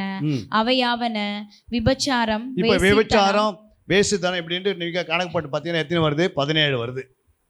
பாருங்க, இந்த 17 உள்ள இருக்கும் போது கடைசி 21 வசனம் என்ன சொல்லுது? பொறாமைகள், கொலைகள், வெறிகள், களியாட்டுகள் முதலியவைகளே. இப்படிப்பட்டவைகளை செய்கிறவர்கள் தேவனுடைய ராஜ்யத்தை சுதந்தரிப்பதில்லை என்று முன்னே நான் சொன்னது போல இப்பொழுதும் உங்களுக்கு சொல்லுகிறேன். இந்த 17 பாவங்களும் ஒரு மனுஷனுடைய இருதயத்தில் இருக்கும். இப்போ இருதயம் அனலா இருக்கணும், தியானிக்கும் போது அக்னி மூண்டணும். அதுக்கு அடுத்தது இது இருதயம் கொடுந்தொட்டி எரிகிறது. இப்போ இங்கே பாருங்க, கொடுந்தொட்டி எரியும் போது என்ன நடக்கும்? ஆட்டோமேட்டிக் இந்த பாவம் அழியுமா இல்லை வளருமா? உன் இருதயம் கொடுந்தொட்டி எரியும் போது உனக்குள்ள இருக்கிற பாவம் அழியுமா வளருமா? அப்போ உங்களுக்குள்ள தியானம் இருந்தால் தான் ஒரு பக்கம் கனி உருவாகுது, ஒரு பக்கம் பாவம் அழியுது. நம்முடைய இருதயம் அனலாக இருக்கணும், அக்னியாக இருக்கணும், கொடுந்தொட்டி எரியணும். அல்லையா? அப்போ இயேசு பேசும்போது அவர் விலக்கி காட்டின போது அவங்களுடைய இருதயம் எப்படின்னா ஆச்சான்? கொடுந்துட்டு எரிஞ்சது. அப்போ நம்முடைய இருதயம் இந்த சென்டர் பகுதி. புரியுங்களா? ஆவி ஆத்மா சரீரத்துக்கு சென்டர் பகுதி அது இருதயம். அல்லையா? இந்த இருதயத்துக்குள்ள வசனம் உள்ளே போன பிறகு அதை என்ன செய்யணுமா? தியானிக்கணும். வாசிங்க அந்த வசனத்தை. மத்தேயு 13ஆம் அதிகாரம் 19ஆம் வசனம் பாருங்க. ஒருவன் ராஜ்யத்தின் வசனத்தை கேட்டும் உணராது இருக்கும் போது அப்படின்னு இருதயத்தில் என்ன வரும்? இருதயத்தில் உணர்வு வரணும். இப்போ உங்களுக்குள்ள உணர்வு இல்லை அப்படின்னா என்ன பண்ணாது? வசனம் நீங்கள் தியானம் பண்ணும்போது தான் உணர்வு அடைவீங்க. உணர்வு இல்லை அப்படின்னா இருதயத்தில் விதைக்கப்பட்ட வசனத்தை பிசாசு என்ன பண்ணுறான்? உங்கள் இருதயத்துலேருந்து எடுத்துடுறான். சண்டே காலையில் கேட்குறீங்க மெசேஜ், மண்டே காலையில் கேட்டால் என்ன பண்ணல? வசனம் போயிடுச்சு. அது பிறகு உங்கள் வாழ்க்கை எப்படி இருக்கும்? ரொம்ப பயங்கரமாக ஆயிடுது. அந்த 6 நாளுக்குள்ளேயும் உங்களுடைய வாழ்க்கையில் அனுதினம் உங்களுடைய வாழ்க்கையில் வேத தியானம் இல்லை, வேதம் ஆராய்ந்து பார்க்கறது இல்லை, வேதத்தை தேடி வாசிக்கிறது இல்லை, ஜெபிக்கிறது இல்லைன்னா என்ன ஆகும்? கொஞ்சம் கொஞ்சமாக உங்கள் வாழ்க்கை மெலிந்து போய் அப்புறம் பிசாசு உங்களை அரெஸ்ட் பண்ணிடுறான். அதனால தான் இருதயம் என்பது சென்டர் பகுதி. இந்த இருதயத்தில் வசனம் உள்ளே போய் உன் இருதயம் என்ன பண்ணியிருக்கணும்? தியானத்தில் இருந்தால் உன் இருதயம் என்ன பண்ண? ஒவ்வொரு நாளும் அந்த இருதயத்தில் இருக்கிற எல்லா விதமான கசப்பெல்லாம் அழிந்து அப்புறம் இருதயத்தில் சுத்தமுள்ளவர்கள் பாக்கியவான்கள், அவர்கள் தேவனை தரிசிப்பார்கள். அப்போ இருதயத்தில் சுத்தம் எப்போ வந்துடுச்சோ அன்னிருந்து வாழ்க்கை எப்படியே இருக்குது? வாசிங்க அந்த வசனம், லாஸ்ட் வசனம் முடிக்கலாம். மத்தேயு 5:8. இருதயத்தில் சுத்தமுள்ளவர்கள் பாக்கியவான்கள், அவர்கள் தேவனை தரிசிப்பார்கள். அப்போ இருதயத்தில் என்ன பண்ணியிருக்கணும்? இருதயத்தில் சுத்தம் வர வரைக்கும் விடக்கூடாது இருதயத்தை. இது உங்கள் இருதயம். உங்கள் இருதயத்தில் அசுத்தம் தான் உங்களுக்கு நஷ்டம். உங்கள் இருதயத்தில் சுத்தம் இருந்தால் நீங்கள் எப்போ பாக்கியவான்களாக இருப்பீங்க. அப்புறம் அவர்கள் தேவனை தரிசிப்பாங்க. அடிக்கடிக்கு ஆண்டு என்ன பண்ணுவார்? உங்களுக்கு தரிசன கண்ணை திறப்பார். பரலோகத்திலேருந்து பூமியில் தேவதூதர்கள் எப்படி இறங்கி வீட்டுக்கு வராங்க, உன்னோட கூட எப்படி நடந்து வராங்க, உனக்கு எப்படி உதவி செய்கிறாங்க, உன் தேவைகளை எப்படி சந்திக்கிறாங்க, நீ ஒரு இடத்த இன்டர்வியூ போனாங்க எப்படி தேவதூதர்கள் இறங்கி வராங்கன்னு முதலே சொல்கிறார் ஆண்டவர். உன் இருதயம் அசுத்தமாக இருக்கிறதுனால பக்கத்தில் வர ஆளே தெரிய மாட்டேங்குது. அல்லையா? என்ன நடக்க போகுதுன்னு தெரியல. ஏன் அப்படின்னா நீ உன் இருதயம் சுத்தமாவதுக்கு உன் கையில் கொடுத்துட்டாரு வசனத்தை. வேதம் யார்கிட்ட எழுதி கொடுத்தாரு? வேதம் இயேசுக்கிட்ட வச்சுக்கினாரா நம்மக்கிட்ட கொடுத்துருக்கிறாரா? நம்மக்கிட்ட வேதத்தை கொடுத்துட்டு நம்ம இதை என்ன பண்ணுறோம்? இரவும்பகலும் இதை வாசிக்காமல் தேடாமல் தியானிக்காமல் இருந்தோம்னா நம்முடைய இருதயம் வருகைக்கு ஆயத்தமாகாது. இருதயத்தில் சுத்தம் இல்லை அப்படின்னா ஆணுடைய வரிகளை உனக்கு தரிசன கண்கள் மூடப்பட்டுரும். அப்போ ஆண்டவர் உன்னை பார்க்க முடியாது. அப்போ கைவிடப்பட்டு உபத்திர காலத்தில் போய் சிக்கி அந்த கிறிஸ்துவ போய் அடி வாங்கினாதான் அது பிறகு தான் மூச்சே வரும். அல்லேலூயா. ரொம்ப ரொம்ப நாள் கிடையாது ஆண்டோடைய வருகைக்கு. ஆண்டோடைய வருகை மிக சமீபமாயிடுச்சு. இன்றைக்கி ஆண்டவராக இயேசு கிறிஸ்து அவருக்கு சிலுவையில் அறைந்து 2000 வருஷம் முடிவதுக்கு இன்னும் எத்தனை வருஷம் இருக்குது? எத்தனை வருஷமாக இருக்குது? இயேசு கிறிஸ்து சிலுவையில் 2000 வருஷம் முடிவதுக்கு இன்னும் எத்தனை வருஷம் பேலன்ஸு? 8 வருஷம் பேலன்ஸ் இருக்குது. எத்தனை வருஷம்? 2033 வந்துச்சுன்னா இயேசு மனுஷன் கொடுக்கப்பட்ட 2000 வருஷம் முடிஞ்சது. புரியுதுங்களா? அப்போது பழைய ஏற்பில் 4000 வருஷம், புதிய ஏற்பில் 2000 வருஷம், ஒரு மனுஷனுக்கு தேவன் கொடுத்த 6000 வருஷம் முடிந்தது. அதுக்கு பிறகு ஆண்டுடைய வருகை மிக சமீபமாயிடும். உபத்திர காலம் ஆரம்பமாயிடும். உலகத்தில் நடக்குதா நீங்கள் பார்க்குறீங்க. எப்போ என்னென்ன நடக்குதுன்னு. ஃப்ளைட் போனால் எங்கே போக முடியும்? சேர மாட்டேங்குது. போக வேண்டிய இடத்துல போய் சேரல. ஆனால் ஃப்ளைட் மூவ் பண்ணதுக்கு முன்னாடி ஃப்ளைட்டில் எல்லாம் எப்படி இருக்குது? மிஷின்லாம் பர்ஃபெக்டாக இருக்குது. ஆனால் ஏறி பார்த்தாலும் போக முடியலை. காரணம் என்ன? அதில் ஜெபிக்கிறதுக்கு ஆள் இல்லை. அது ஏறி போகிறதுக்கு போய் சேர வேண்டிய இடத்துக்கு ஜெபிக்கிறதுக்கு ஆள் இல்லை. ஒன்று அதுக்குள்ளே ஜபம் இருந்தால் அது இழுத்துட்டு போயிடும் மேலே. அது போக இடத்துக்கு கூட யாரும் என்ன பண்ண முடியல. அங்கே போய் சேரத்துக்காக யாரும் ஜெபிக்கலை. அப்போ என்ன பண்ணுது? யோசித்து பாருங்கள். அந்த அளவுக்கு பாவம் உலகத்தில் பெருகி இருக்குது. பாவம் பெருகிற இடத்துல தானே அழிவு வருது பாருங்கள். அப்போது ஜபம் பண்ணவும் இல்லை. நம்ம தேசத்தில் ஓடுற அத்தனை ஃப்ளைட்டுக்கு நம்ம ஜபம் பண்ணால் அவங்கள சுதந்திரிக்க முடியும். ஆனால் நம்ம ஃப்ளைட்டு ஓடுறது நமக்கு கனவுல இல்லை. அல்லேலூயா. ஏன்னா நம்முடைய ப்ராப்ளமே அதிகமாக இருக்குது. நம்மளே ஒரு மூட்டை தூக்கி தலைமையில் வச்சுருந்தா வேறு மூட்டை யாரும் என்ன பண்ண முடியாது? சுமக்க முடியாது. அப்போ இருக்கிற சுமையை நம்ம ஆண்டுகிட்ட வச்சுட்டு கர்த்தருடைய சுமத்தை தூக்கணும்னா இரவும் பகலாக நம்ம ஜெபம் பண்ணால் தான் முடியும். கர்த்தருடைய ஆவி நம்மளே இறங்கி வரும். மறுபடியும் நம்மளை புதுப்பிப்பார், நம்மளை விடுதலை ஆக்குவார், நம்மளை பரிசுத்தமாக்குவார், வருகைக்கு ஆயத்தப்படுத்துவார். நம்மோட கூட கூட்டத்தை ஆயத்தப்படுத்த முடியும். அல்லேலூயா. எத்தனை பேர் எங்களுக்கு புரிஞ்சுது? கரங்களை தட்டி தேவன் நாமத்தை மகிமைப்படுத்தலாம். அன்பிற்குரியவர்களே, சத்திய வேத ஆராய்ச்சி வித்தியாசாலை தரிசன ஊழியம் 1. வடமாநிலத்தில் 300 திருச்சபைகளை உருவாக்குதல். 2. மாதம் ஒருமுறை எழுப்புதல் உருவாக்கும் எழுப்புதல் கூட்டம். 3. ஊழியர்கள், சபை தலைவர்கள், சுவிசேஷர்களுக்கென கருத்தரங்கு, அதாவது சத்திய வேத ஆராய்ச்சி நேரம். 4. டிவி ஊழியம். 5. பத்திரிகை ஊழியம். 6. சிடி டிவிடி ஊழியம். 7. பவர் கேம்ப் அக்னி அபிஷேக முகாம். 8. உபதேச ஆராய்ச்சி கருத்தரங்கு ஊழியம். 9. நலிந்த குழந்தைகள் இல்லம். 10. 24 மணி நேர ஜெப மையம். 11. சத்திய தேவ ஆராய்ச்சி கல்லூரி. 12.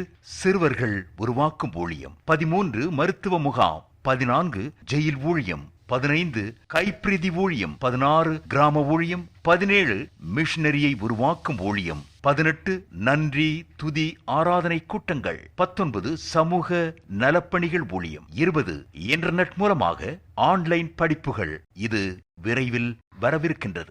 21. தேவனுடைய வருகைக்கு ஆயத்தப்படுத்துதல். இதனுடைய நோக்கங்கள்: 1 கோடி சீடர்கள் உருவாகுதல், 1 கோடி ஜாமக்காரர்கள் உருவாகுதல், 1 கோடி யுத்த வீரர்கள் உருவாகுதல், 1 கோடி ஊழியர்கள் உருவாகுதல். தரிசனத்தை அவன் கண்டபோது அவர்களுக்கு சுவிசேஷத்தை அறிவிக்கும்படி கர்த்தர் எங்களை அழைத்தார். புறப்பட்டு போக பிரயத்தனம் பண்ணி. அப்போஸ்தலர் நடபடிகள் 16:10.